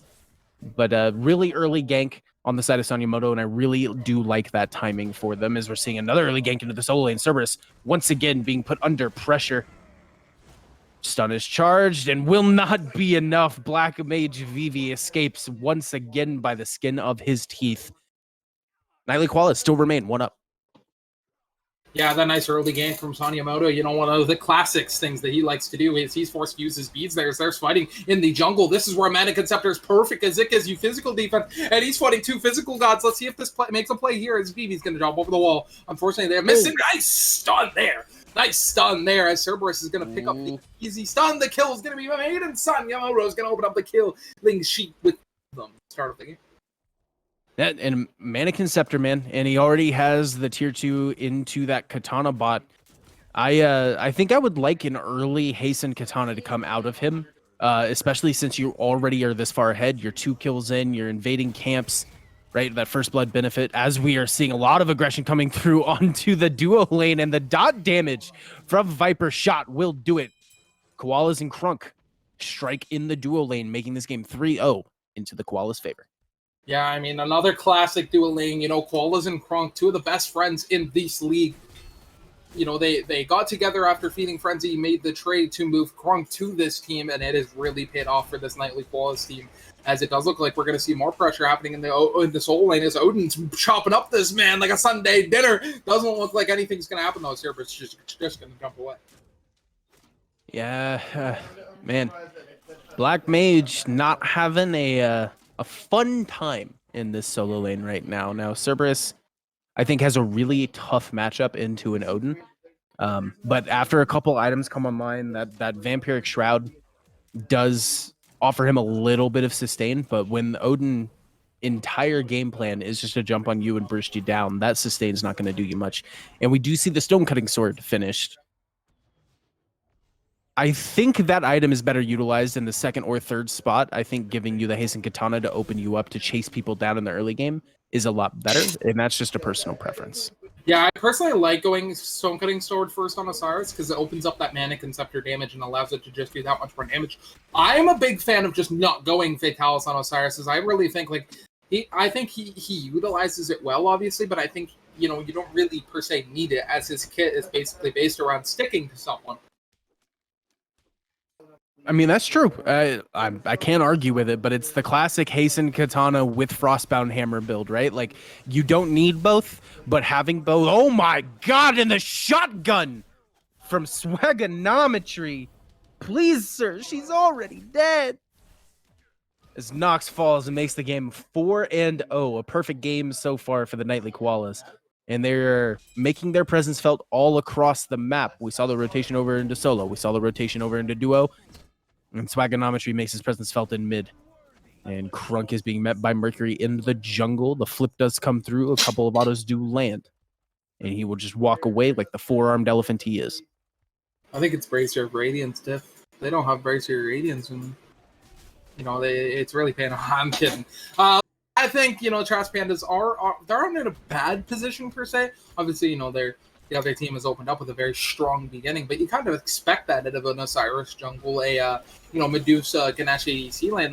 That's a pretty good kill lane per se, and they don't even have the bow build. Like they have Transcendence building out of ADC. So I really want to see what kind of happens going into the future. If I'm Trash Pandas, I'm just thinking to myself, boys, you just need to push through this early game. We have a Mercury, we have a On Her and Athena that are really good gods in the late game. Let's just kind of push through it and just make it work. I'd agree. But like I said, if this Nightly Koalas team keeps this Nox under control, if they keep the aggression coming, I don't think there's much the Trash Pandas can do about it. As long as they're keeping on the aggression and don't keep their foot off the gas pedal for too long, that this game will just get blown wide open and it'll be too much of a hill to climb for the Trash Pandas. And that's all on the Nightly Koalas. They just need to keep what they're doing on. You need Sanyamoto to keep those rotations coming, to keep being in people's faces. We saw a little bit of a lax of that towards the mid game last game, and it allowed the Trash Pandas to come back into it. You can't afford that this game. Yeah, I definitely agree with you there. I'm really interesting to see here as he's going into a possible Titan's Bane Relic Dagger Witchblade or Wingblade. I want to see what he's going into, because personally, I don't like building these type of items on Osiris. I think going more of like a shield base, like a Void Shield, Shifter Shield. This Nightly Qualls are going to pick up the Gold Fury pretty easily there. But it does look like getting cocky is going to be doing a lot of damage to Medusa. Let's see if the play can happen here. He's going to jump straight in. Getting cocky, picks up the kill on the Koalas there. As big damage is happening here. So this fight started right after the Nightly Qualls did pass the Gold Fury, as Cocky is going to be taken off by Sonyamoto. As he is still there and he is weak, unfortunately, but Ashen's going to find him in the jungle. Let's see what happens here as the damage is going to come out. Athena taunts down. Ashen picks up the kill on Sonyamoto. And that perfect game that we were talking about is just ruined in the blink of an eye. You give Nox 2 kills in that engagement, puts her right back, 1 kill and 1 assist in that engagement, brings her right back into it. And they just need more of a united front. They were a little bit spread out in that, and they got hit. And you can't afford that as the Mercurial comes through. And so does the Odin Cage, stuck in the octagon with 2 is Black Mage Vivi, and he will fall to the Mercury as the punch to the face sends him back to base. I need to be an MC. No, you don't. No, you don't. Stick to your daytime job. As we're about 8 minutes into this game, you see the Nightly Quallas picking up a bit of a lead, and I think that's all because we're casting. Per se, like if it's ever a 1-0, the team with the O in it is gonna get about like 15 power. You know what I'm saying? Yeah, it's called the Caster's Curse for a reason, right? Yep. But Sayumoto is stuck in the danger zone, man. Surrounded by 4. Nox ult comes through, but it will not be enough as the Odin tries to find him over the wall. Will not. And Crunk doing a phenomenal job of keeping them off of his jungler as they'll both get out scot-free. Couple ults used. Nox ult and Osiris ult both down, and Crunk uses his ult to make sure everybody gets out safely. A bit of a window on the side of Trash Pandas here. If they keep those timers in mind, they can take a fight in this 3v3 skirmish and possibly come out on the winning side and even up this game. Yeah, I definitely agree with that, though. An interesting pickup there, as it does look like the Witchblade is going to be picked up there by the Osiris to slow attack speeds of the enemies. What do you think of this pickup? Do you like it, or do you think you should have gone a different route? I think where it is, I would have liked to see a Berserker Shield in its place, and then maybe the Witchblade following. I don't think you're really getting much use out of it, except for on her right now.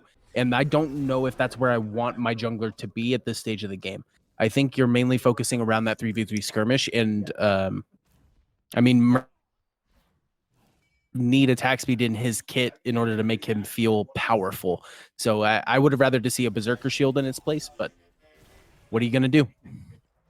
Again, he's 3-1. We can talk about his builds all we want, but man is on a mission in this set. He's played really good in game 1 and game 2. Let's see if that can furthermore, as we are still only 10 minutes into this game. Yeah, and Athena did come out there in order to back everyone off of the Mercury. So that global presence is down for at least the next 50 seconds, as we're seeing a lot of pressure in the duo lane. Medusa does miss the ult, does land a acid spray on top of the on her, and Ganesh is coming through. Lands the 1. Will he go for the dash? No, he won't. He'll turn around and make his way back into the jungle. On her sitting at about 15% HP, though, and his purple buff is under pressure. Yeah, let's see what happens here, as it does look like Nox does make a pretty easy rotation over the dual lane here, but Osiris is fighting and trying to kill Odin in the jungle there, as Kamon's going to leap in the mid lane here. Mercury's going to be charging the ult. Let's see what happens here. There's a lot of damage happening. Swagnometry is going to pick up the kill with the minion there, as Light's going to fall down there. Yeah, and that was just hesitance. Hesitance got him killed there. He should have just ulted as soon as he was under pressure. But unfortunately, he didn't, and the Odin Cage comes out to try and stop his death, but it will not work, as the Mannequin Scepter gets him through the Odin Cage. And they'll both get away scot-free. 7-3 now is what you are sitting at, and the Pyromancer is now under siege. 2 members from the Trash Pandas making their way over. Will they be able to stop it?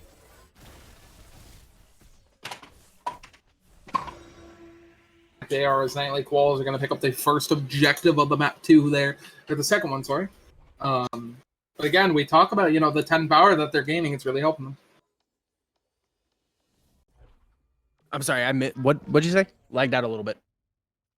The 10 power from the caster's curse. Yeah, man. Nightly Koalas are getting it.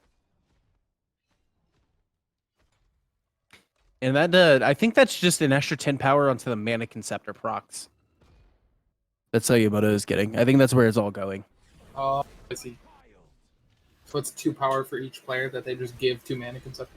Yeah, they volunteered it. Before the game started, they were just like, would you like to give your extra power to Sugimoto? And they all clicked yes. Oh, okay. Except for Crunk. I mean, yeah, no, Crunk would never do anything for his team. He does it all for himself anyway. Oh, typical support mana. Right?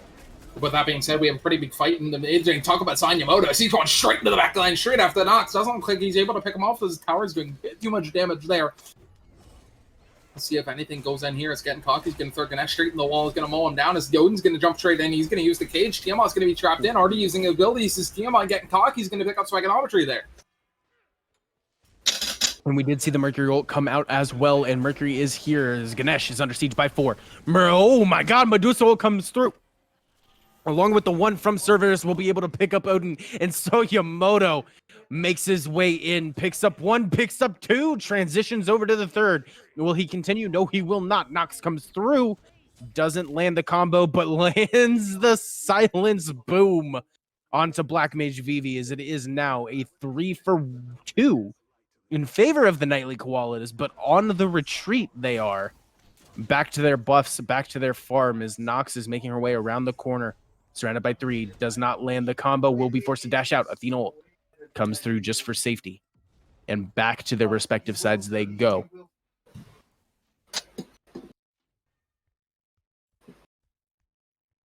So...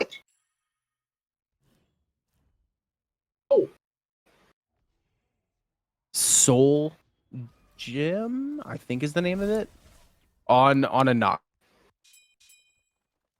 Pretty interesting to me. As Soul Gem to me has fallen just a tiny bit out of meta. Obviously, the item's still good. I personally would rather see a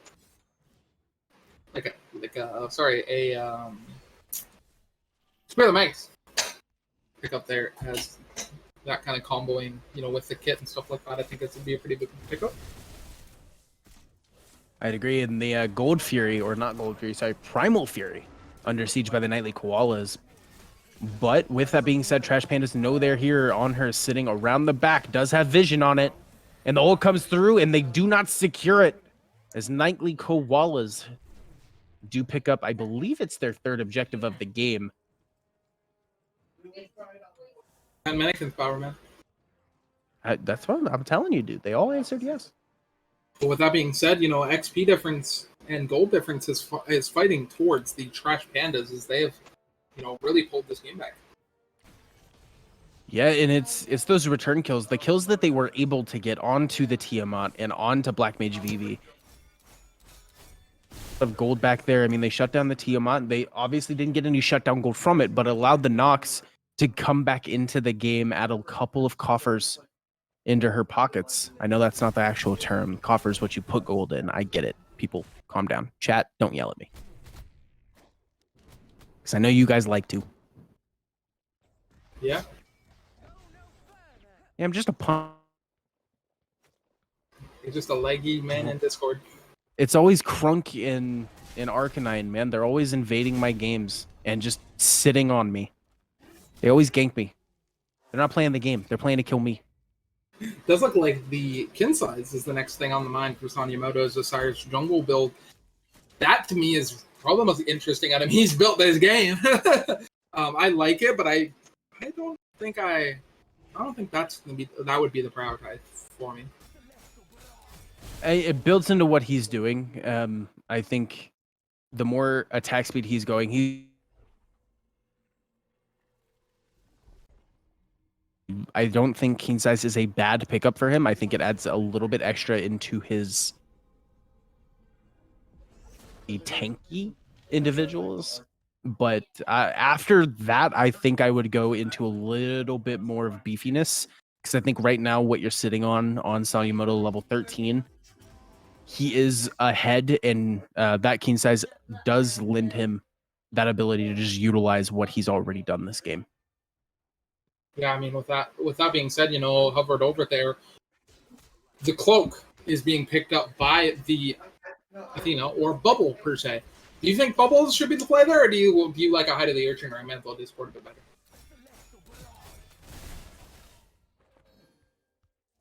Do a little bit in their favor, especially getting out of the Cerberus ult. That being the only deterrent of CC that they have in their kit, opens you up to, once again, if that's burned by a Tiamat stun, you're still getting Cerberus ulted. So you just need to be wary about it. I think it would be better if gone into like a Mantle of Discord, but I don't mind the pickup. It does make the priority of removing it onto the supports rather than the carries. Yeah, and let's see if here as a fight could possibly be started. There's a lot of Cerberus damage is going to come through. Light is in trouble. Lots of damage. There it is. Swagonometry is going to pick up the kill with the leap, and it doesn't look like Sanyamoto is going to be backing off there as he took a lot of damage as Odin's going to be the next thing on his mind. But Medusa, possibly we have a big duel happening in the duel lane. Doesn't look like a kill's going to happen there as the Osiris is going to die to Gray. Nice pick up there. Let's see if that'll escalate to anything as it does look like they're just trying to back up. Gray is getting owned, though. He's getting silenced and everything. And Swagonometry is going to pick up the kill there. Medusa is still behind the on her, though. Let's see what happens there. Let's also see what happens on the Pyro side of the map, as Pyromancer is going to be the next thing on their mind. Yeah, and this should be a free Pyromancer for them, unless Odin does come through at just the right time. He does sense it out, charges the 3 up, and is waiting for his opportunity. Still holding the 3, and Chile proc has been made.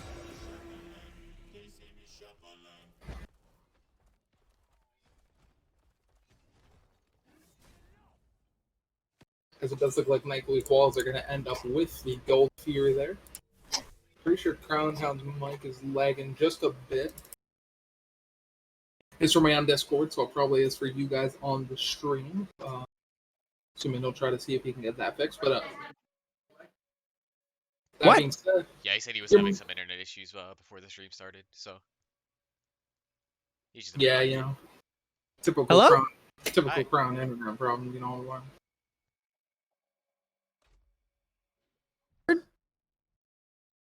What? It's almost like I can still hear his voice. I hate you both. I love me. Yeah, you love you, but I hate you. Joe doesn't. Oh, fun fact for all of those watching: the green buff on Tiamat does not stop the red buff timer. It doesn't stack that way. So Swagonometry is trolling. No, okay. Yes, as the Real quick. Yeah, auras do not get affected by the buffs on the second buff on here. Or by both buffs on here. And that's 3 Furies on the side of Nightly Koalas. Sayamoto is in a lot of trouble, but a lot of help comes through from the rest of his team to make sure they get out in spades. Tiamat under a lot of pressure. Dash does miss. Mercury is charging the ult, hits the clap, will not come through. Cerberus hits one with the ultimate, but will fall to getting cocky with the Desert's Fury. As it is a gold Fury for the price of 1. Black Mage VV pays the price in blood. Yeah, with that being said, you have the Stretch Pandas team pushing up the left side of the map. Let's see if anything can escalate off this, because they have a pretty good charge. Yeah, and right now the Nightly Koalas aren't taking control of the game like they should have. They had a pretty good early lead, but the Trash Pandas are still right there in it. They've secured 3 Furies, but their gold lead is only that of about 1,500. And that's not something that you typically see from teams that are securing objectives. The Trash Pandas are doing a really decent job of farming the map, taking their fights, and getting back into this game. Yeah, with that being said, we have a pretty big fight started. Swagonometry is going to pick up one, and getting Koalas is going to pick up the other one, too, and getting cocky there. And just as I was complimenting the Trash Pandas, their 2 carries get caught out in the middle of no man's land, and the Koalas make them feel the pain as Fire Giant has been opened up by those two falling. Can the frontliners and the melee assassin do anything to deter the Nightly Koalas off of this objective? Yeah, with that being said, you have two people rotating. If you're the Trash Pandas, you have Deputy Muffin and Light, and also Gray is also there too. So on the Medusa, it's going to come through. Light's going to be taking a lot of damage. He's going to be picked up by Black Mage Vivi there. As he's going to, Sonyamoto is going to go shirt over the wall, pick up Gray there too. Fire Giant needs to be the call. You cannot chase the Odin into no man's land, but you can if a beautiful stun happens from Black Mage Vivi. Well done by the solo lane Cerberus to be able to find that 5th kill. And Fire Giant is your boon. And the towers following is your prize. Yep. Is that from the Rugrats where they just went like yep all the time? Man, it's just a Canadian thing. Or is that is that from The Land Before Time? Nah, dude. It's from Sesame Street. I never watched Sesame Street. I didn't either. I just looked it up to be completely honest. See, you cheated. That's not fair. You could also be maybe thinking of Avatar. Yep. Oh, yeah. Okay. Yep. Oh. Beansy, why you gotta help this man? Thank you, Ace Flamingo. It is Land Before Time. It's Ducky. Yep. Hey, What? we all said that. I have a headset on, household. I'm sorry that I can't hear you. Damn it, Chewbacca Chew, you ruin everything. Jeez. Well, that being said, we have some damage happening in the mid lane. It does look like Osiris going to use a bit of visibility. I got yelled at in tandem by the 3 other members of my household. Just sitting there, and they're all just like, we all just said that! Like, I can hear you. I'm doing my job over here. I'm to stop watching Land Before Time and start watching some adult shows. Nah, dude, Land Before Time is awesome. As Honor just gets comboed to death. Oh, the shotgun comes through, getting cocky falls pretty early on as the tier 2 is falling rather rapidly. Koalas picks up the 2nd kill in the engagement. The dive is coming pretty heavily by the other 2 members as they do secure that tier 2, and the Phoenix is now in their sights as the full dive comes through. 2 towers still on the board, but the Phoenix is the main prize, and they do secure it. And the fight following, the Nox combo misses. Forced to retreat back to the base. Silence does hit. Odin caught out, but the jump gets him to safety. Is Mercury. The tornado, bud. You can't escape that.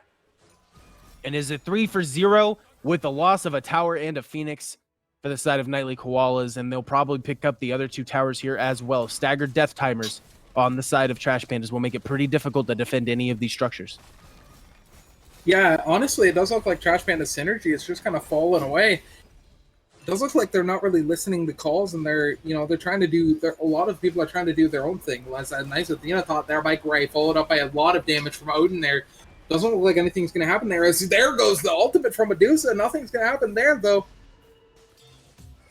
Let's see what happens.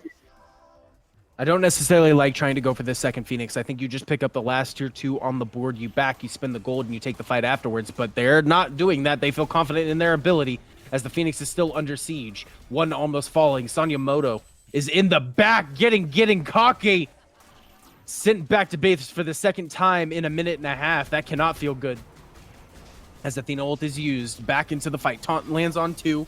Mercury is charging ult, but will not have an opportunity to use it as the shotgun from Swagonometry able to pick him up on the backhand. 2 Phoenixes fall.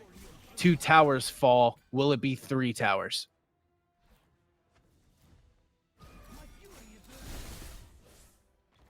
Oh my lord. Okay, there's a very interesting conversation happening in our chat right now.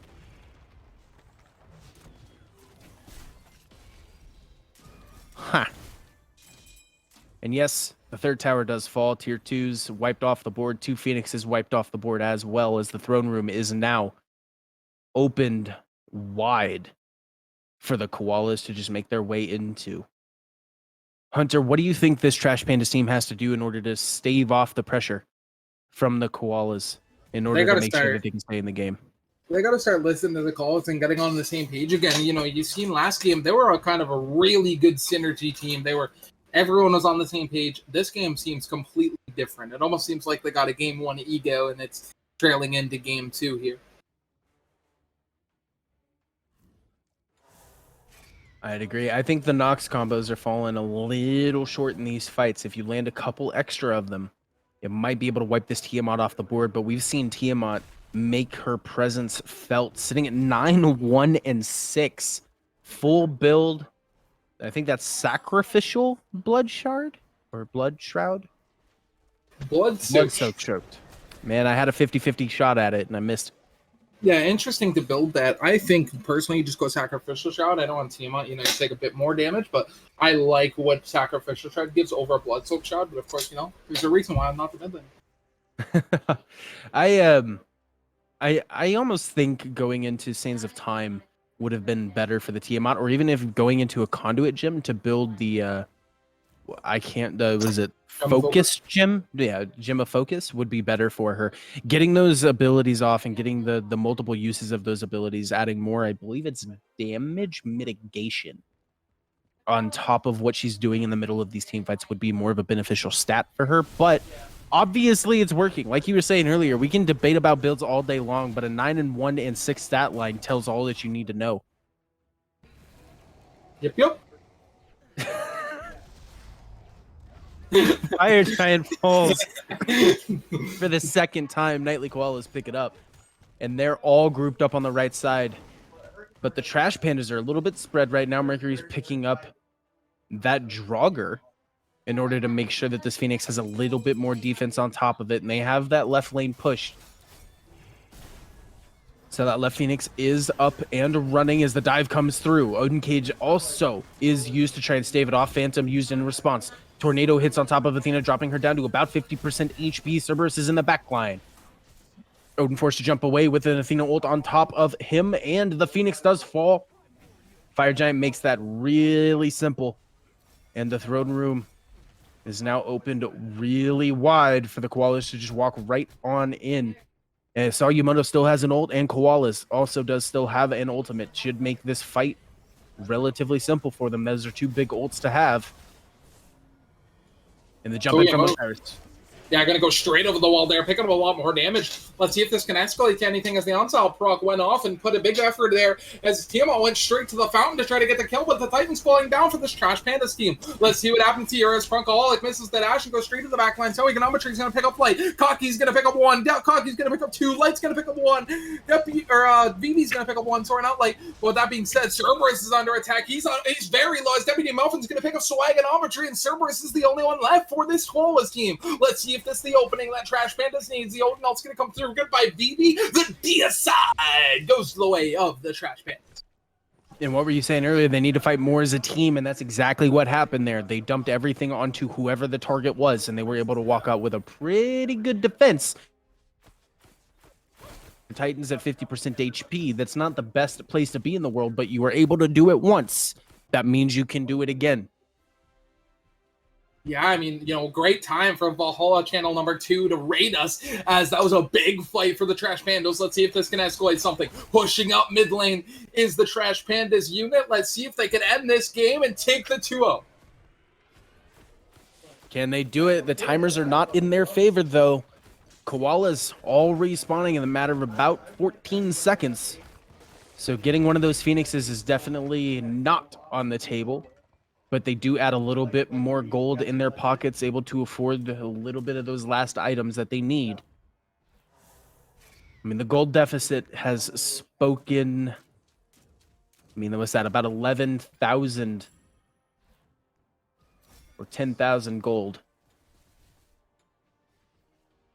In the favor for Trash Pandas as the last bit has gone in their way. Let's see if they can, get enough gold and possibly get a bit more items and I get that maybe a tiny bit more upper edge. Of course, they have a minute and a half on one Phoenix and just over 2 minutes and a half on the other one. Let's see if anything can happen off that. With that being said, we are 31 minutes into this game. 17 minutes off the all-time record of games. Let's see if we can finish it off with a good one here, as it's 1-0. Trash Pandas up in this one. Beautiful stat line. I was in the longest ever Valhalla game. Phoenix will tell you, but maybe one day, when we'll Stop talking to me, man. You're interrupting my job here. I look towards you and you go, Look at it. Stop looking at me. Tell Chewbacca to go bowling. Yeah, go bowling. What? I was told to tell you to go bowling. Go bowling. Tell him I want to 1v1 in bowling, $50. Apparently, Hunter wants to 1v1 bowl you. $50 on the line. Oh, Jake just said deal. But he has to fly to Canada. Oh, but you have to fly to Canada. And it's 5-pin bowling, not 10-pin. And it's 5-pin bowling, not 10-pin. That's the most important part. Back to the game. Gold Fury, or Oni Fury, rather, is taken by the Nightly Koalas. Will help their siege that much more. Now, the minions on the right-hand side are what you really have to pay attention here, because if they do siege this left Phoenix with those Oni minions and Fire minions in the right-hand side, it will make that Phoenix go down a lot faster than you may or want. And I think this is not that decent of a play coming from the Nightly Koalas. I think you send 1 or 2 people to go over to this Fire Giant. You send your ADC and maybe 1 or 2 frontliners over to this Fire Giant because you have pressure everywhere else. Having everybody there, I don't know. Yeah, I think you might see a defense on this EFG, as we have 32 minutes in this game, as I said earlier, as it does look like Soyamoto and Cerberus, which is Vivi, are going to defend this, but they got the break through Odin straight through. Here comes Deputy moving. Let's see if he can make anything happen as the National's going to come in. Fire Giant's really low. Does not get popped up. Jumping! Koala's going to pick up the Fire Giant there. It's EFG.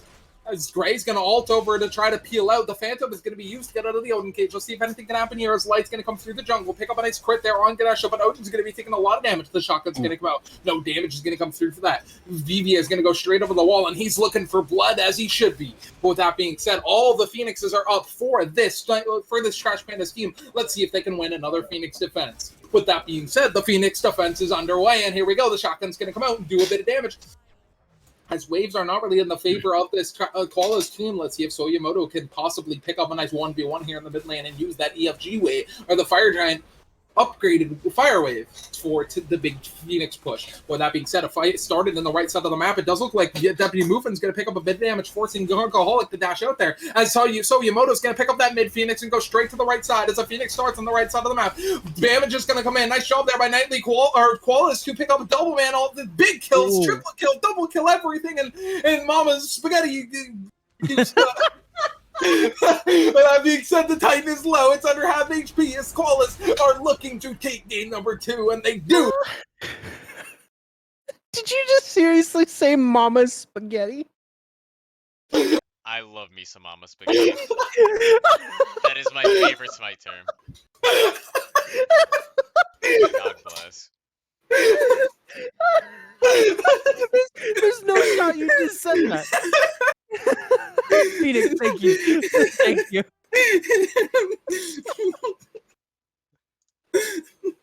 In the middle of a play-by-play, you just drop everything and just like, and Mama's Spaghetti! Oh, that's beautiful. Nightly Koalas do take your game 2 victory, sending us to a game 3 because, of course, it's Hunter and I on the cast. All right. You asked me this last game. I'll ask you this game. Who you got as MVP of game 2? Oh, man. Mama's Spaghetti, I got his MVP. No, I'm playing. That's fair. That's Soyamoto's got to get the MVP for game 2 on that one. Out of the jungle, pick the Osiris, which gives him a bit more brownie points for me. But also, just kind of runs the late game. He plays what they need for this Koalas team. Please, nobody clip that. I'll make a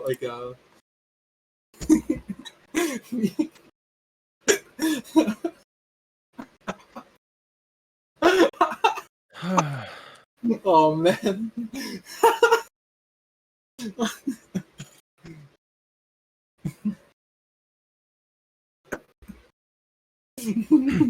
I don't approve. That's all I can say is I don't approve.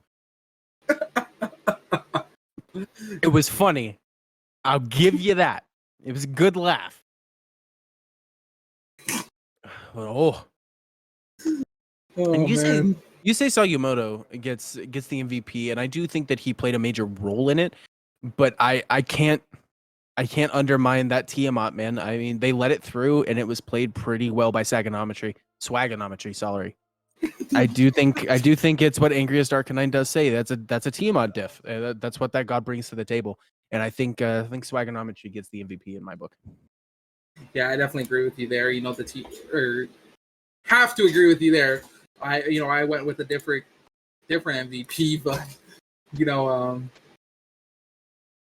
with that being said, Crunk, I just called you Crunk. Crownhound. There's only one thing left to celebrate, and that's the winner of Game 3. Let's see what happens as we are going to be moving along. Oh man, it's been a hot Sunday night up here in Canada. What about yourself, man? What I was doing before I hopped on the cast is I was actually outside putting together something for my wife, and I walked back inside, and I was dripping wet of sweat, I was out there for maybe 10 minutes, and it did not feel good. I don't like feeling. I don't know what the humid. I don't like. It can feel humid outside. Me myself, I don't like to feel humid, and that's the way I felt. But with that being said, the Trash Pandas are going to be the ones taking the first overall pick in the final draft. Is there any gods you see them prioritizing or possibly banning up? I think Tiamat needs to get taken off of the table. I don't think you can let Tiamat through, but other than that, fucking pieces of shit. I'm sitting in the other car with Whooper and House. My jaw dropped and I went, "There's no shot he just said that line. There's no way." Dude, mom's spaghetti. You don't like it? Dude, as soon as I heard mamas, I was like, no, no, this can't happen.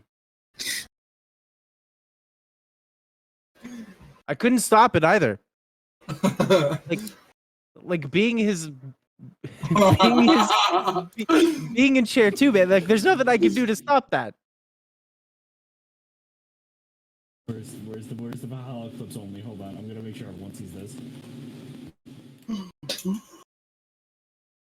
As an example of what not to do.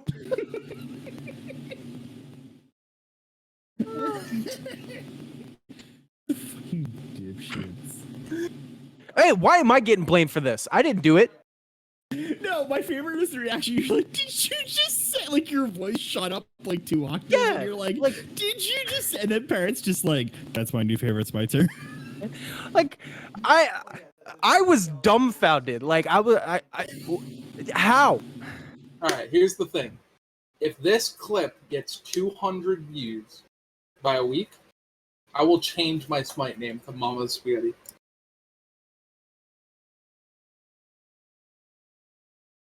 You do that, you're not allowed to cast. Oh, no. Okay, 200 views and 10 subs to Valhalla channel. And I think that's better. Get us 10 subs. No, you know what? Get us 75 concurrent viewers. That's what we need. We don't need subs. We need concurrent viewers.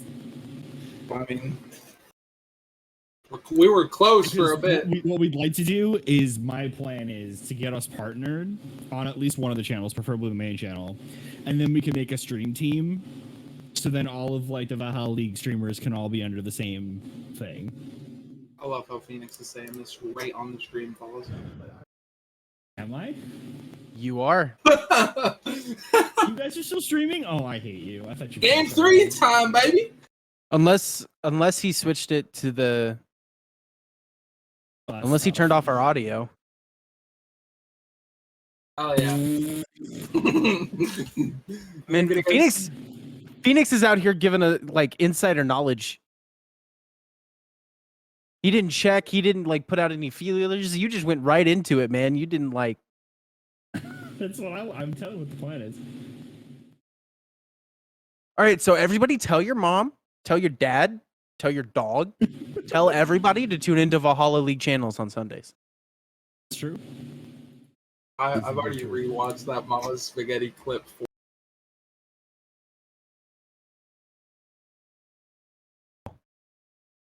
Views of the clip.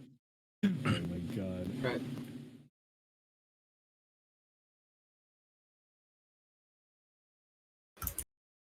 You're an idiot, Hunter.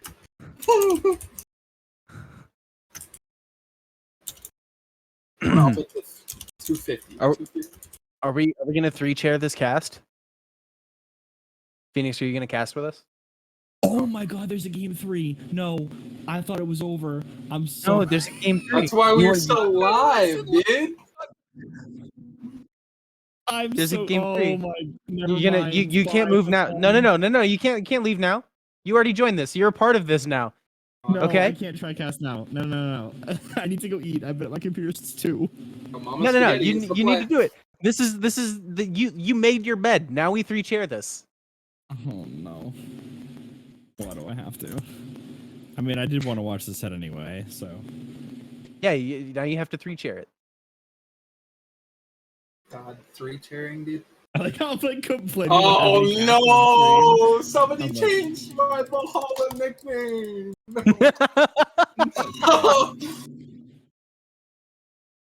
Oh, beautiful.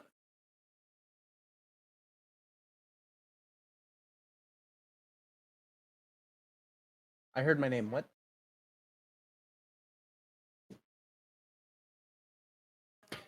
Picks and Bans Game 3, ladies and gentle germs. And we have Phoenix here. He's gonna 3-chair it. I mean, we can just go like full balls to the walls and we can just 4-chair it and get Bean Soup Bob here. Well, that being said, opening up picks and bans of game number 3 of the week 3 set of the Trash Pandas versus the Nightly Koalas. Soul, you Morgan, guys- and Hades. What do you guys want to see in this set? Is there any guys you want to see pull out pocket picks, or is there any guys you want to see? EAN space TIAMAT. Thank you. Ban Tiamat. I sat here watching. We finished the rat game. It was a great game. We come in here to the stream, and then my first comment was, "Why is TCC playing Tiamat? Why is that god not banned?" Yeah, no, I was talking about it, and I'm like, I think I literally talked about Tiamat and Medusa right before that game started, and they picked both.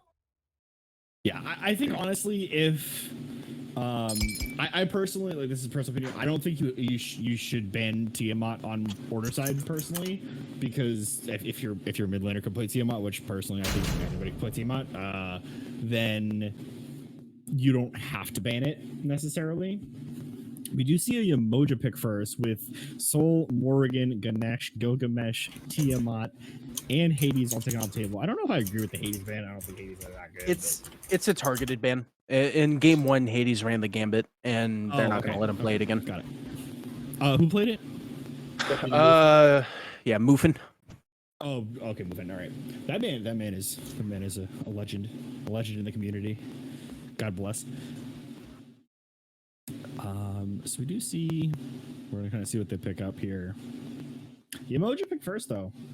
Interesting. Yeah, that's what they did game 1, and they took out the win. So going back to the same strategy in 3. Yes, but in order to do that, you do need something that can synergize well with it. Game 1, they had the Hades ult, they had the Pillar of Agony, and the Baba Yaga to help with that River's Rebuke, but it has immediately been stripped away. Baba and on her locked in for Nightly Koalas in their first 2 picks. Do y'all agree with the Baba Yaga first pick? I mean, I think it's good. I mean, there really isn't. He says with reluctance. Okay, if anyone knows me, I have a personal bias. I don't think that god is whatever. Anyway, but don't ask me about Baba Yaga and my thoughts on her. But the god is.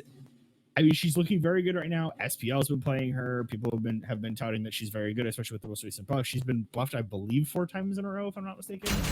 So she's been looking very good. But Chiron and Merlin, so the backline for Trash Pandas is locked in. Seeing action on the Merlin is exciting. We saw some good Merlin play earlier today from Zarza, so that's exciting. Chiron, as we know, is Chiron. Chiron does Chiron things. Yep, I dropped 60k in a 35-minute game last night with Chiron. Interesting that Koalas did not decide to pick up the Chiron first. He decided to offer straight up. Personally, like, as being more of like an ADC man, I personally really like where On Her's position is compared to Chiron. Like, I think Chiron is still obviously good, and they're not going to go wrong with that god. But I think what made Chiron so good last season was the fact that he could proc Blues in like 4 different scenarios. So That's what He made can him still do that that. good. You can still do that, and with the boots being removed, you get stacks online quicker. You get those heavy items that ADCs need, especially in a transcendence based build, on a lot quicker with boots being removed. And Chiron, in my opinion, only got stronger in this patch. I mean, what I would say is like on her with Ichable being good, I'm scared. I feel like that item just screams on her of I want to box you, I want to fight you, and I want to make sure you do not leave this lane alive. So we do see a Wheelix ban. Interesting. Koalas decides to ban the Wheelix. I mean, yeah, you have a Oh, yeah, that Cerberus can and an on her. I'm gonna call it out here. This is lining up for a really nice Hebo game for the side of Nightly Quals. You know, I see that Cerberus going solo and then opening up the jungle a bit more, and that's why I think they're banning away junglers that they don't want to see, because they're gonna run a pick that you don't see too often. Which interesting to me too is the Osiris made it through these picks and bans here. I'm not saying Osiris is an insane jungler, but Soyamoto played it really good last game. No reason why to not pick it again. Yeah, I would definitely say the Osiris would be a good pick here. I mean, I don't know necessarily about the Hebo, because Hebo and Tiamoja, you just kind of I would be scared of sitting in Emoja ult with Merlin CC running at me, and then whatever front line they decide to throw at diving a Hebo, I would be a little bit nervous about picking it. But they do ban out the Sobek. Oh, I like it. I like it a lot. Oh, that hurts.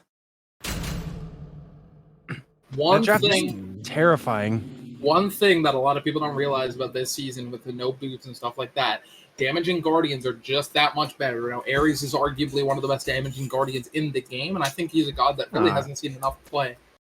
Nah, Khan's low damage, man.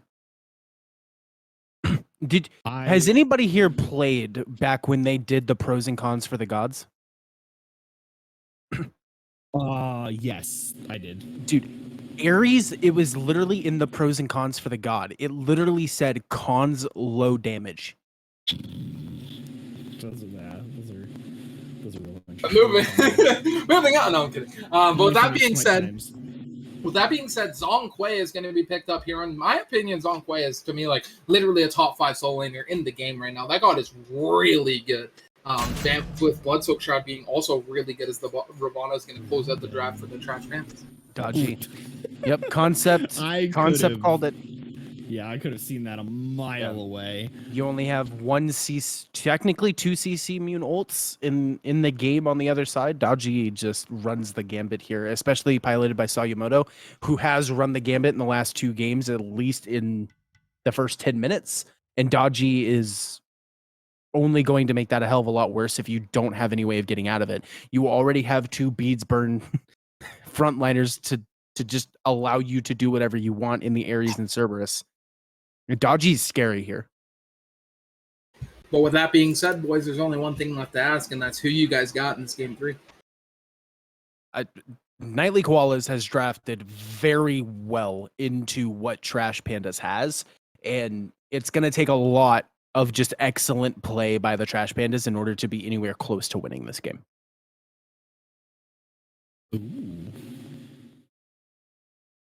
I personally think that a lot of this game is resting on Crunk and on Soyanomoto. Personally, if this Daji can get online early and can get a lead, this game is over.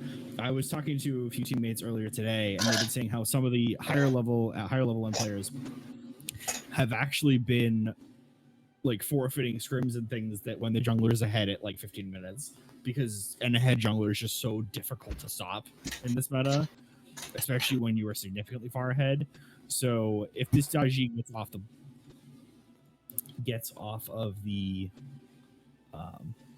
the ground, I think that Trash Panda is going to have a very, very, very difficult time, especially when you have Daji ults, you have Ares ults, when a lot of your team does not necessarily have the CC they'd be looking for those kind of things. So it would be just a little bit of a dangerous thing to look for. But we are getting into game, so we'll see kind of what they go for. Look at the builds coming up from the ADCs. We do see both Bluestone, both Morning Stars. So no first item Iqbal coming out from the On Her this game. Which is kind of weird to see to me. You know, Koalas did go attacking at him last game on the Medusa, and I kind of thought that was weird too, because to me, Ikavol's rush is just so good right now that there's no reason kind of not to build it. The interesting thing I'm noticing is I had a long talk with Mr. Waddles, sir, who has been lovely coaching us Lovely's Cogs team for the past couple seasons about Conduit Gem, and I don't know if I necessarily love it as much anymore because the early pressure you were getting from it in the extra clear is not necessarily needed as much because you're power spiking so much earlier anyway.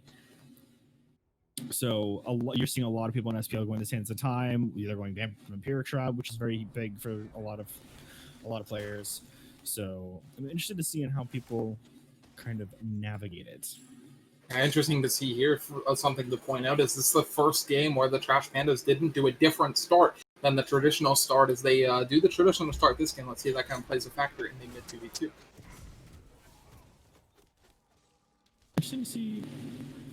Baba Yaga is poked out. I mean, that's going to kind of happen with Merlin. You're going to lose pressure early. As Dodgy's going to go with Blanket early game. Soyamoto talking with the Dodgy and gets the first blood 50 seconds into this one. I mean, first blood to the Dodgy, you hate to see it if you're Trash Pandas. To say we've seen it 3 games in a row. Soyamoto makes his presence known in the first, 2 minutes of the game. He's gotten first blood 3 games in a row. This is... King of the jungle, also king of the early game. Yes, teams before, he'll do it again. He's going to make his traditional gank to do a lane here. Let's see if that'll pay off as Kaki's going to jump in. Koalas is going to jump in, and he's going to pick up Gray there. Yamoja caught out of position, and they're going to pounce on. That's another kill. I'd be a little bit nervous if I were on the side of Trash Pandas. It's only 2 kills. They haven't really gotten any objectives or any camp steals or anything off of it quite yet. They do steal the Harpy on the left side of the map, so it is okay. But they are about almost 1,000 gold up. I think like 800 gold up from there. So with that being said, looks like we're having a 5-man count. No, I'm playing. But with that being said, Dodgy is going to look to make a solo lane rotation here. Let's see if anything plays. It doesn't look like he is. Just around and go back his own way. Yeah, and if I were in Soyamoto's shoes, I would not come anywhere close to this Zhonghui at all during the laning phases. You need to just stick in the mid lane, stick in the duo lane, and get those lanes as far ahead as possible, because you're going to need a team regardless to take down a Zhonghui. No matter what stage of the game he's in, that God is just so unreasonably tanky for no reason. Yeah, that's what I was thinking when the Dodgy pick came out. It's like, yeah, Dodgy's a very good pick in this scenario, but do you really want to pull a Zhonghui into your whole team? Like, that's one thing that he kind of wants if he doesn't pick up Blink. I don't think it's that big of an issue, because if you are pulling the Zhonghui and he is realistically the only one you're pulling, Zhonghui does die if 5 people are targeting him. But like a 1v2 scenario, Zhonghui has a strong chance of picking him one, as we see a blink and 2 chains land onto Yamoja, poked out a little bit, pressure back on the side of Nightly Koalas in this duo lane. And that's what Ares does, man. Dodgy's going to blink over there. He's going to look to play really aggressive here as the 10,000 cuts are coming through. Let's see if the play can be made. Not level 5 yet, so unfortunately she does not have the ultimate. Merlin's going to flicker away and get away there, but the fight's still going to stay on as Light in the jungle is messing around. The House of Death is coming through. Ravana's going to be picked up there, but here comes the Zhonghui on the rotation. Zhonghui, Deputy Mufin's going to pick up one. He's going to... Baba Yaga's the next thing on the mind. Doesn't look like anything's going to be happening there, so he's going to take the 1-for-1 trade. Yeah, and Zhonghui gets free reign to walk down there. You get the vision, and it's just a beautiful communication. Does end up picking the return kill onto Soyamoto, which is where you want to see it. But I don't know. This Nightly Koala squad still has control of pretty much the entire map, except for that solo lane side. And I think that's not going away anytime soon. I mean, you have a good pick into that Zhonghui with the Cerberus. As you said, you got to lock down the Zhonghui and see what can happen. one matchup that I was looking forward to see is this Anher Chiron matchup, and it really looks to be going in the favor of kind of no one right now. Anher picked up the early assist, but doesn't look like anything's happened since then. Yeah, and that's what you get for Umoja still being in lane with the ADC. It's what you get with having your support with you, is you just automatically have control of whatever that lane due to the power play you have. But the early rotation into mid lane from the Ares is here to just add assistance. And I personally, as an ADC main, I like early rotations from my support because it opens up that much more just only farm that I'm able to get. The solo farm gets me online quicker, and it puts you in that mindset of like, yes, this is my lane. I am control of this. Yeah, and I mean, it opens up to getting them stacking items on quicker, which you're going to see this game, both ADCs. I'm assuming going stacking items, of course, you don't know yet until they're being built, but let's see if something happens here. So it does look like Merlin could be caught in the jungle here. Ares is going to use the ultimate. The bees are going to be used, and it does look like Merlin's just going to walk away from that one. The bees are down, so that could be a sign that G could be ulting Merlin next target. Yeah, and that's all you're doing that for. If you're Crunkaholic, you're doing that specifically to get beads out of the way, to open up the door for Daji to make her rotation. And I mean, she's already in mid right now, so we'll see if Merlin can put up the feelers and just make sure that he stays as far away as possible. I honestly think Merlin just needs to stay safe, especially right now. I mean, let's look at the Baba Yaga is, I believe, around a half level above him right now, roughly give or take. And Baba Yaga with a lead is fairly scary. Yeah, so God, that's something that you don't want to see. I'm seeing the ticking time bomb on the side of Nightly Koalas in Swagnometry, and just saying, okay, the longer this game goes, the better this man is, and the better chance they have of winning the game. And because that's just how Baba Yaga works. The longer the game goes, the better she is, the more damage she does, until she starts two-shotting people, and it's funny. Instead of funny red numbers, it's funny potions go burr, and people die. So it's the hunters have crit, Baba Yaga has potions. It happens. Chance about not much. They're gonna use the Riptide to get away. Now, here's a question. Should the Ares chains stop you from going through the Riptide? I want to say yes. I mean, technically, it's a movement. It's a movement ability, but it's a placed. As the ultimate's going to come here, Merlin's going to be the first one picked. The beats are going to be down. The big damage is coming through, and get by to Merlin Swaganometry, opening up this kill sheet with that one. Oh, wait. But it does look like the return is going to be happening as Lights in the side of the jungle goes right over the wall. Nice job there by Lights to pick up Soyamoto in that fray. But with that being said, there's a lot more damage coming out. The Baba Yaga is going to dash away and unfortunately not pick up the kill there. So nice plays there by this Trash Pandas team. I don't know if they necessarily needed to burn the Ares ult too. I think Merlin was pretty much dead once it got there. Yeah. But because I think the Ares ult might have been helpful to get the Emoji back after the fight. But I mean, they committed the ults, they got the kills. Good for them. They did end up losing Swagnometry. Not Swagnometry. So the names are so similar. I keep on yelling at them. They need to change their names back because they're harder to say. Soyamoto does fall under the tier 1 tower to the Robin. Yeah, you trade another kill on the Merlin. That being said, there's a big play happening on the right side of the map as Ravana's going to drop down to 1 HP. He's going to be picked up there by Vivi, but does look like Mufin's going to have a return kill. But that being said, the solo kill's going to come out from Koalas on getting cocky as Zonkwe is going to fall under very low. Soyamoto is going to pick up that one. Yeah, and her was able to pick up a kill by himself over here in this lane. Yamoja essentially on damage control. Can she strip away the steal? And yes, ends up doing it, but putting her own life in peril. The autos will not land, and Koalas will go just with the kill. No consolation prize after the fact, but I think so. Actually, Koalas got a 1v2 kill because the Yamoja was also over there, did get the kill and get out with his life, and the Daiji got a kill over and right. I don't think anyone died in mid lane, but I'm not quite sure. I think it was a 2-for-1 in favor of Koalas. They get the 1v2 over on the duo side and then get 1 kill over on solo side. I mean, Yes. Koalas is just asserting dominance on this on here with the Oh, and Ares there's ult the is going to point. come through. Chiron's going to go straight into the ultimate and not get knocked up or get pulled by the ultimate. You just trade ult for ult. I mean, Daji can just, as you guys can see, Daji is going for the oracles. Can very easily make a rotation. Actually, she's just going straight over to the Chiron. They know his ultimate is down. Got hit by all 4 shots and immediately pulled back. Beads are used, or not beads, sorry, the CC immunity from, what is that, training exercise? Is that the name of the one, or is that his 2?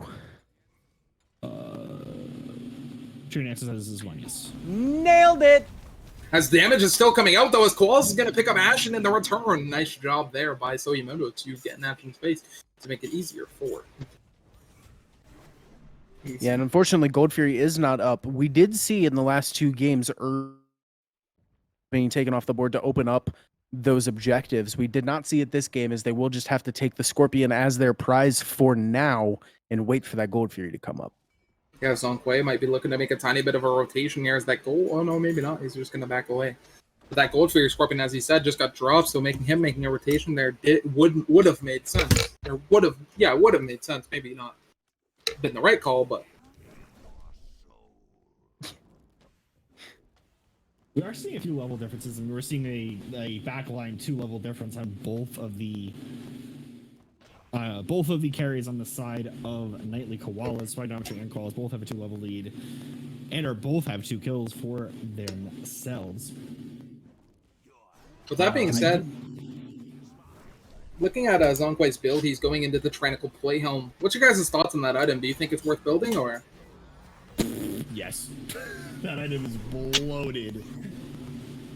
As big damage is coming over here, as it does look like Dodgy's going to hop straight into the ultimate. He's going to hit 1, pulls Zonkwe straight into the team, and as I was talking about earlier, might not be something you want to do, but it is working out, not really in their favor, though, as Yamamoto's going to be picked up there. Ravana from Light doing a lot of damage there. Oh, it does work out at the end of the day as Light and Debbie Muffin are going to be picked up. Why can that happen? God, okay, Warriors and Guardians are complete bull.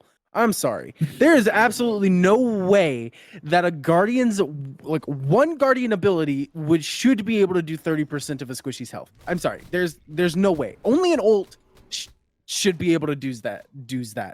Especially when building a Pestilence and a Breastplate. Yeah, no, like, there's no way. There's absolutely no damage way. items whatsoever. Base damage, by the way. Like, what is that? What is that? A mage, a carry mage, like, just got 30% of their health removed by an ability. Just a straight ability. Merlin is also two levels down in his defense, so he is. a little bit less health. Look, I don't care how big the level deficit is. A Guardian should not be able to do that. Yes, Sleepy does that. I know what I said. But with that being said, the Gold Fury is the next thing on the mind for this Koalas team, and it's dropping pretty low HP, but they're going to try to pick off Gray as he's caught just a tiny bit out of position. The House of Damage is going to come through. Goodbye to Gray as Koala is going to open up that kill. But with that being said, they see more, and that's Light as he is going to be going after by this Daji. He's going to go up in the air. His 2 is already down, so he's going to be taken, and then goodbye to him as Soyamoto is going to hit the chain and bring him back. I think that was max range. That was a max range dodgy pull onto the totem. But if you are Gray in that scenario happens, is your next item a Stone of Gaia? As Merlin able to pick up 1 on the back of the rotation from Mufid with the demon bag. And Merlin's still pretty healthy, under siege by 2, but he's got backup. And the Chiron is here. No Gold Fury for either team, so that is in the favor of the Trash Pandas. But Knightly Koalas do pick up a couple of kills and are able to take their treasures back and spend that gold. As one of the oracles go one way and the other goes the other way. But with that, if you're Gray and you just got knocked up like 4 times in one engagement, is that cause to go Stone of Gaia? Potentially, I don't know if I necessarily love Stoner Guy on supports. She is the emoji is opting to go for the Pridwin, so it's gonna make her a little bit more tanky, so that might help a little bit. But so honestly, with all the knockups they have, but Stoner Guy potentially could work. The thing I do want to point out is I do really like TTD's build a lot. Or sorry, Spagnometry 69420. I should say the whole thing. He has a lot of percentage pen on the line. He has the 10% from Warlock Staff, and then I believe the extra 10% from Coin. If it's not 20, I forget which one it is. Oh.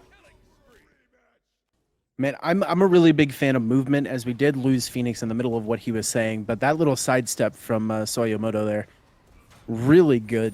Just shows a very good understanding of the abilities coming out as the Desert Fury in response, and down goes the Merlin mid laner. Chiron able to pick up one in response, sends Koala back to the black and gray screen, as it looks like the Koalas are on a mission and a hunt. Beads are forced, and that does not matter much to the Dodgy. Pulls her straight back into the totem, and Gray trying to use the Riptide to create distance, and does just that, but the teleport on top of the Dodgy will not allow her to go anywhere. Demon Souls are there, and will pick up one in response. Now, it is a 3v3. Cerberus ult is used, hits two, throws them back towards his team, is able to jump out to safety, but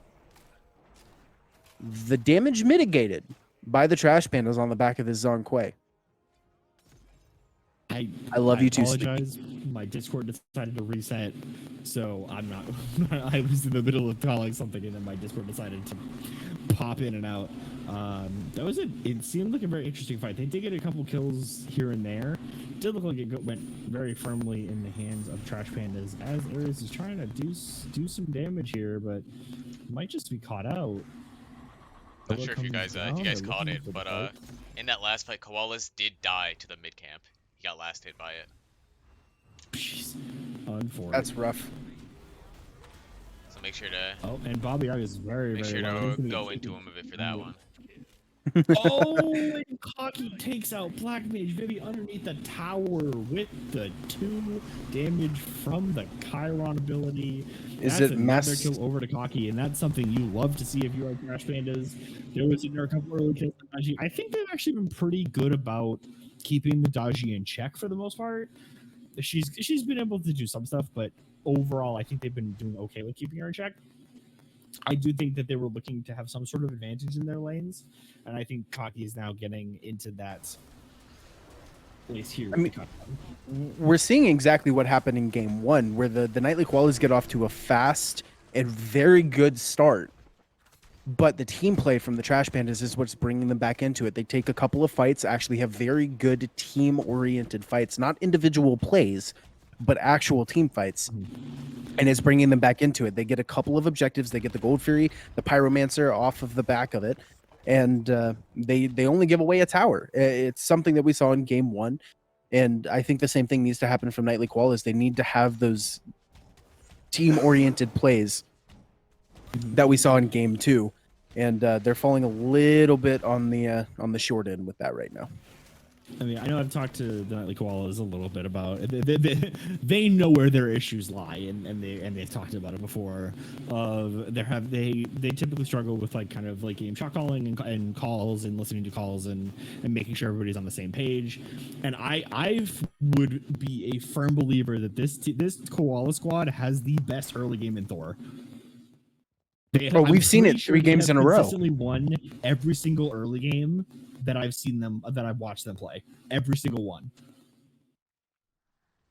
I mean, yeah, I could be wrong, but no, the footage today backs that up. We've seen them win every early game of each game today.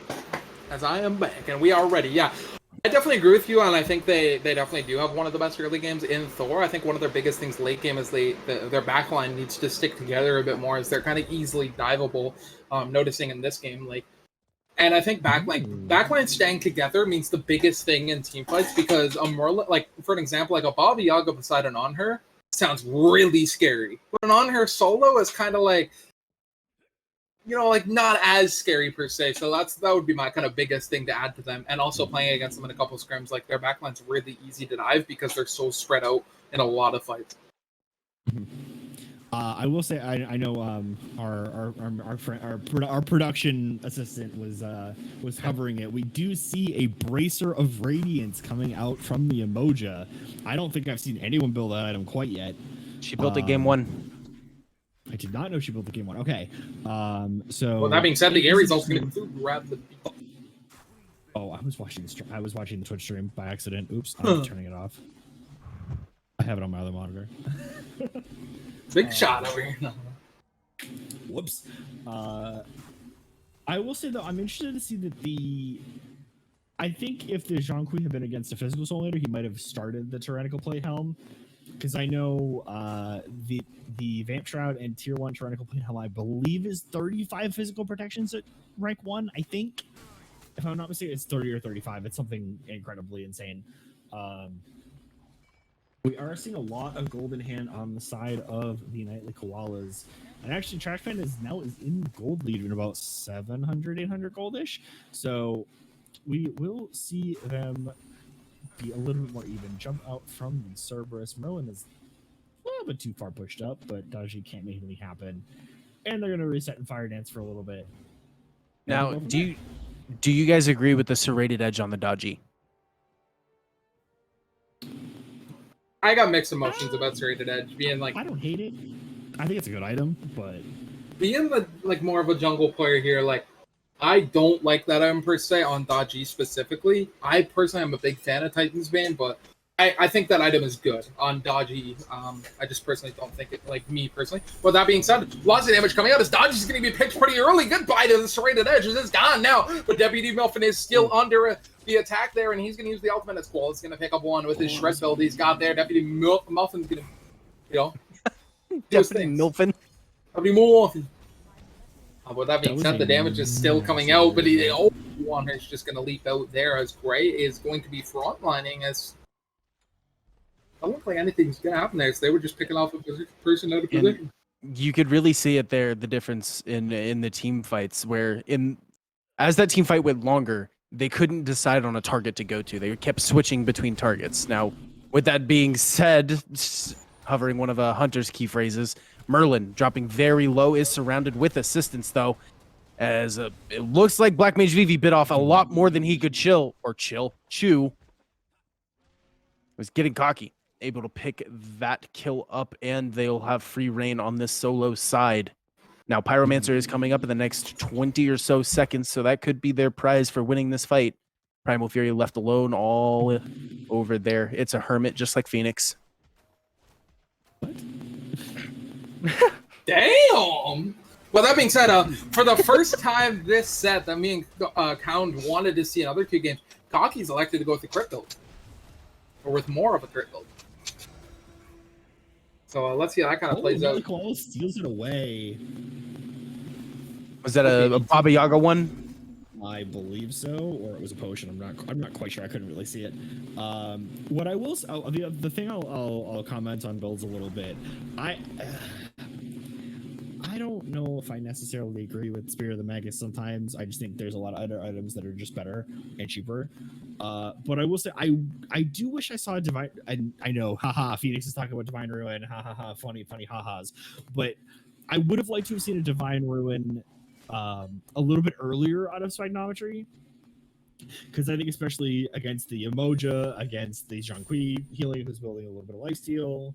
You have the Robin has a little bit of healing on his 3 as well. Chiron actually has no lifesteal at all. Yeah, but he does have built-in healing. He doesn't have built-in healing. Passive. So I would have liked to have seen the Divine earlier instead of the Soul Reaver because he already has that much percentage pen. But that being said, a good pick there on the Merlin. Merlin's gone. But that being said, also another fight big start here as Song Kuei goes straight to the back line. Does look like he's going to be picked apart though, as they're doing a lot of damage to him. But that being said, Mufin's going to be picked up by Crunkle. Like nice big 3-man ult there from Cerberus doing a lot of damage. Down her pillar is going to be thrown into a wall as Gray, and he's still under attack there. Let's see what happens here. It does look like Kaki's playing really well around the waves to get a lot of damage off. Let's see if he can get enough damage off his life going straight to the back line. Kaki's going to pick up one. He's going to die to Koalas though, as Robin's still full health, and they need to watch out for this man as here comes light through the jungle. It doesn't look like they're gonna bite more than... Oh, he is going to go back in as he's doing a lot of damage and still pretty full health. His immune's not up, and he's going to be picked off there by Koalas, and Gray is still low HP. Can the chains come through? Can the slows come through? The slows are going to come through. They're going to be beads. Gray is under attack, low damage. Goodbye to him. Koalas, give him a killing spree. Guardians. The more That Guardians is you have indeed. on your team, the more OP It's your true, team we gets. we ran 2 Guardians today. We won, so I agree. I will say that is a delayed deicide over on the side of over on the side of Trash Pandas. I just realized I was getting called out for talking about anti-heal, but I'm right, so you do see the Divider Road picked up on the side of Baba Yaga. I do like that very much because I think it's going to be very, really helpful against this team. So we do Okay. see that Big damage coming out there on the on the Merlin there as he's going to be picked off. Goodbye, Asher. And this is kind of what we saw a little bit in game 1 as well, playing to, I think, what the Nightly Koala's strength is in the late game. They're picking off the weak member of the herd. Whoever steps up by themselves is put in immediate danger because that's the way this team operates. If they find one person, that person is almost a guaranteed kill. And once they remove that person and have these staggered death timers, they are immediately in the advantage because they can play their game. And I think that's what the Nightly Koalas are forcing here. They need to play their own game. But I don't know how beneficial it is to them in these late game team fights and these 5-5 engagements where both teams are in an understanding that they need to fight as a team.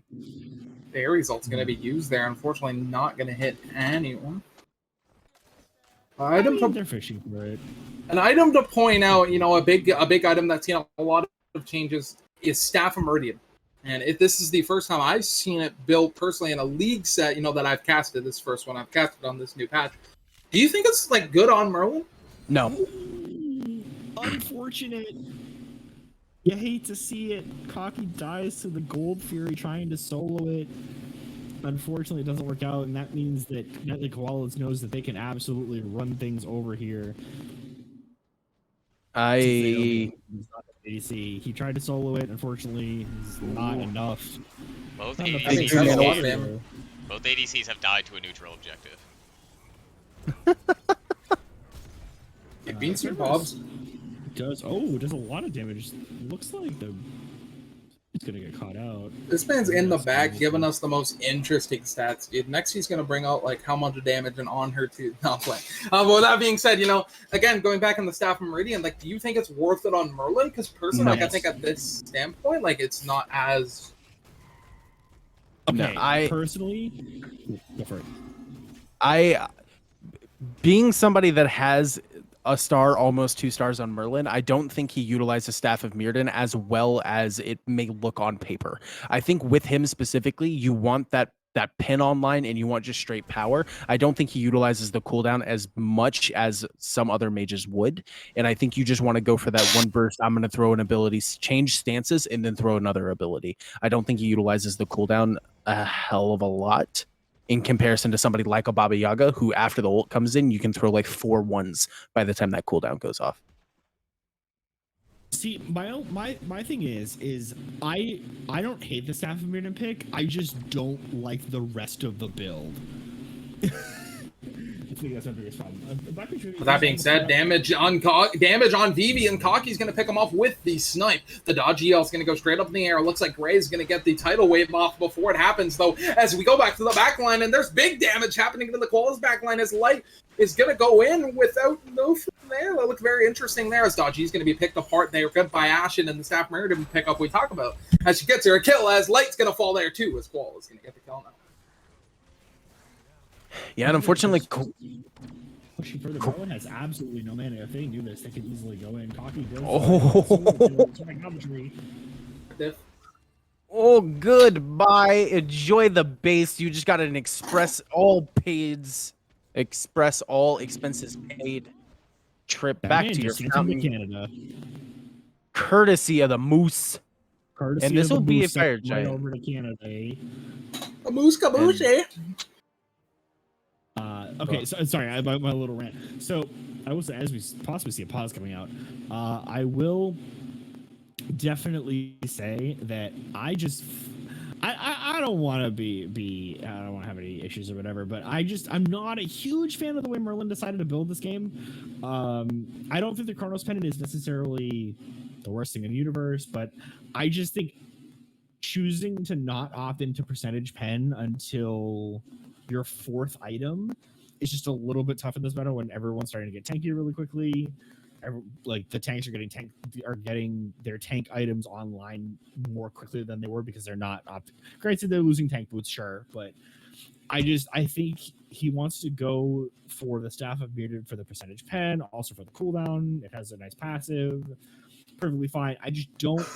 I think I might have bought it a little bit earlier, believe it or not, or decided to opt for maybe a coin or another item that gives percentage pen. Because at this point in the game, actually, is there a way for us to check how much magical protection the Cerberus and the Ares have? Out of curiosity. Stats. Ares has, is that 281 magical prots? Yep. Yeah, I can't check what And the then how Cerberus much did. what's sort of the Cerberus? Oh, Cerberus Cerberus. dead. Never mind. Damn it, BB!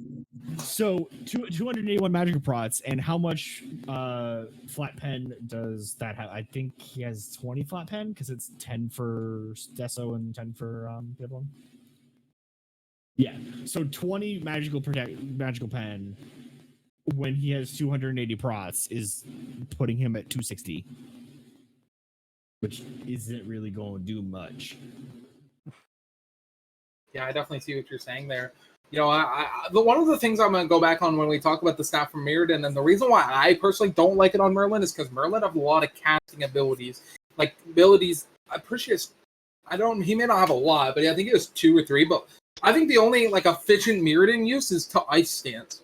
Because you get, like, 3 or 4 1s off, like 1 or 2 2s off, and that means it's really efficient. In Void Stance, it's not too terrible, but the only thing that's bad about it is it doesn't go off cooldown until the ability itself ends. And that's the thing that I think a lot of players get mixed up on. It's like, okay, as soon as I throw it, it'll go on cooldown, and that's not how the Merlin ability works. It doesn't immediately go on cooldown. And like you're saying, its only beneficial use is on the Ice 1, the 2 in Void, and the 2 in Fire. Right. I definitely see what you're saying there. I think Merlin is DC, I believe. Oh, no, there he is. In Discord, But with that being said, we're about 29 minutes in this game, and either teams are sitting even, right? Like for the most part, you see at the beginning we thought the Koalas were going to have the advantage because they're the draft, and the draft hasn't really gotten the better of them so far. They've lost a lot in the last bit. Trash Pandas is looking at about a 3,500 gold lead, about a 6,000 speed difference. Things are looking up for Trash Pandas, but we'll see kind of how they navigate these Fire Giant fights, because that is going to be the next objective on the table. Koalas is opting to solo the Gold Fury. Hopefully he does not get soloed by it. He chooses. We almost saw a second ADC die to the Fury. We almost saw a second ADC die to the Gold Fury in a single game. I wish he had went for it and still tried anyway. Bob, I'm very disappointed. You need to stop interjecting with just the ADC died to a neutral objective. Like every 5 minutes, it's the only thing we hear from you. It's true. It's almost the 3rd time in the same game. It's just not every day you see something like that. Oh, the card damage. Goodbye, Daji. Hello, go ahead. Now, do you guys like the Spear of the Maguses on of 2 of your magical carries, so to speak, on the same team? Do you think that benefits you? I wish Merlin didn't build it, but I could go on for days about how much I don't like Merlin's build, but I'm not going to harp on that. Trash Pandas are going to pick up the Fury, and the fight is going to start after. There's a lot of damage happening to the Yamoja. Let's see if anything can escalate off that, as Deputy Mufin is in their backline. Let's see if anything can happen here, as it does look like the Ravana is going to go straight to the backline. Unfortunately, the beads are going to be used due to that reason. I mean, they have it in hands, Fire Giants. They can just go for these mid towers. They can clean up all the towers. They can clean up the tier 1 and left. Honestly, you're on a 5v3 and now 5v4. Or am I lagging?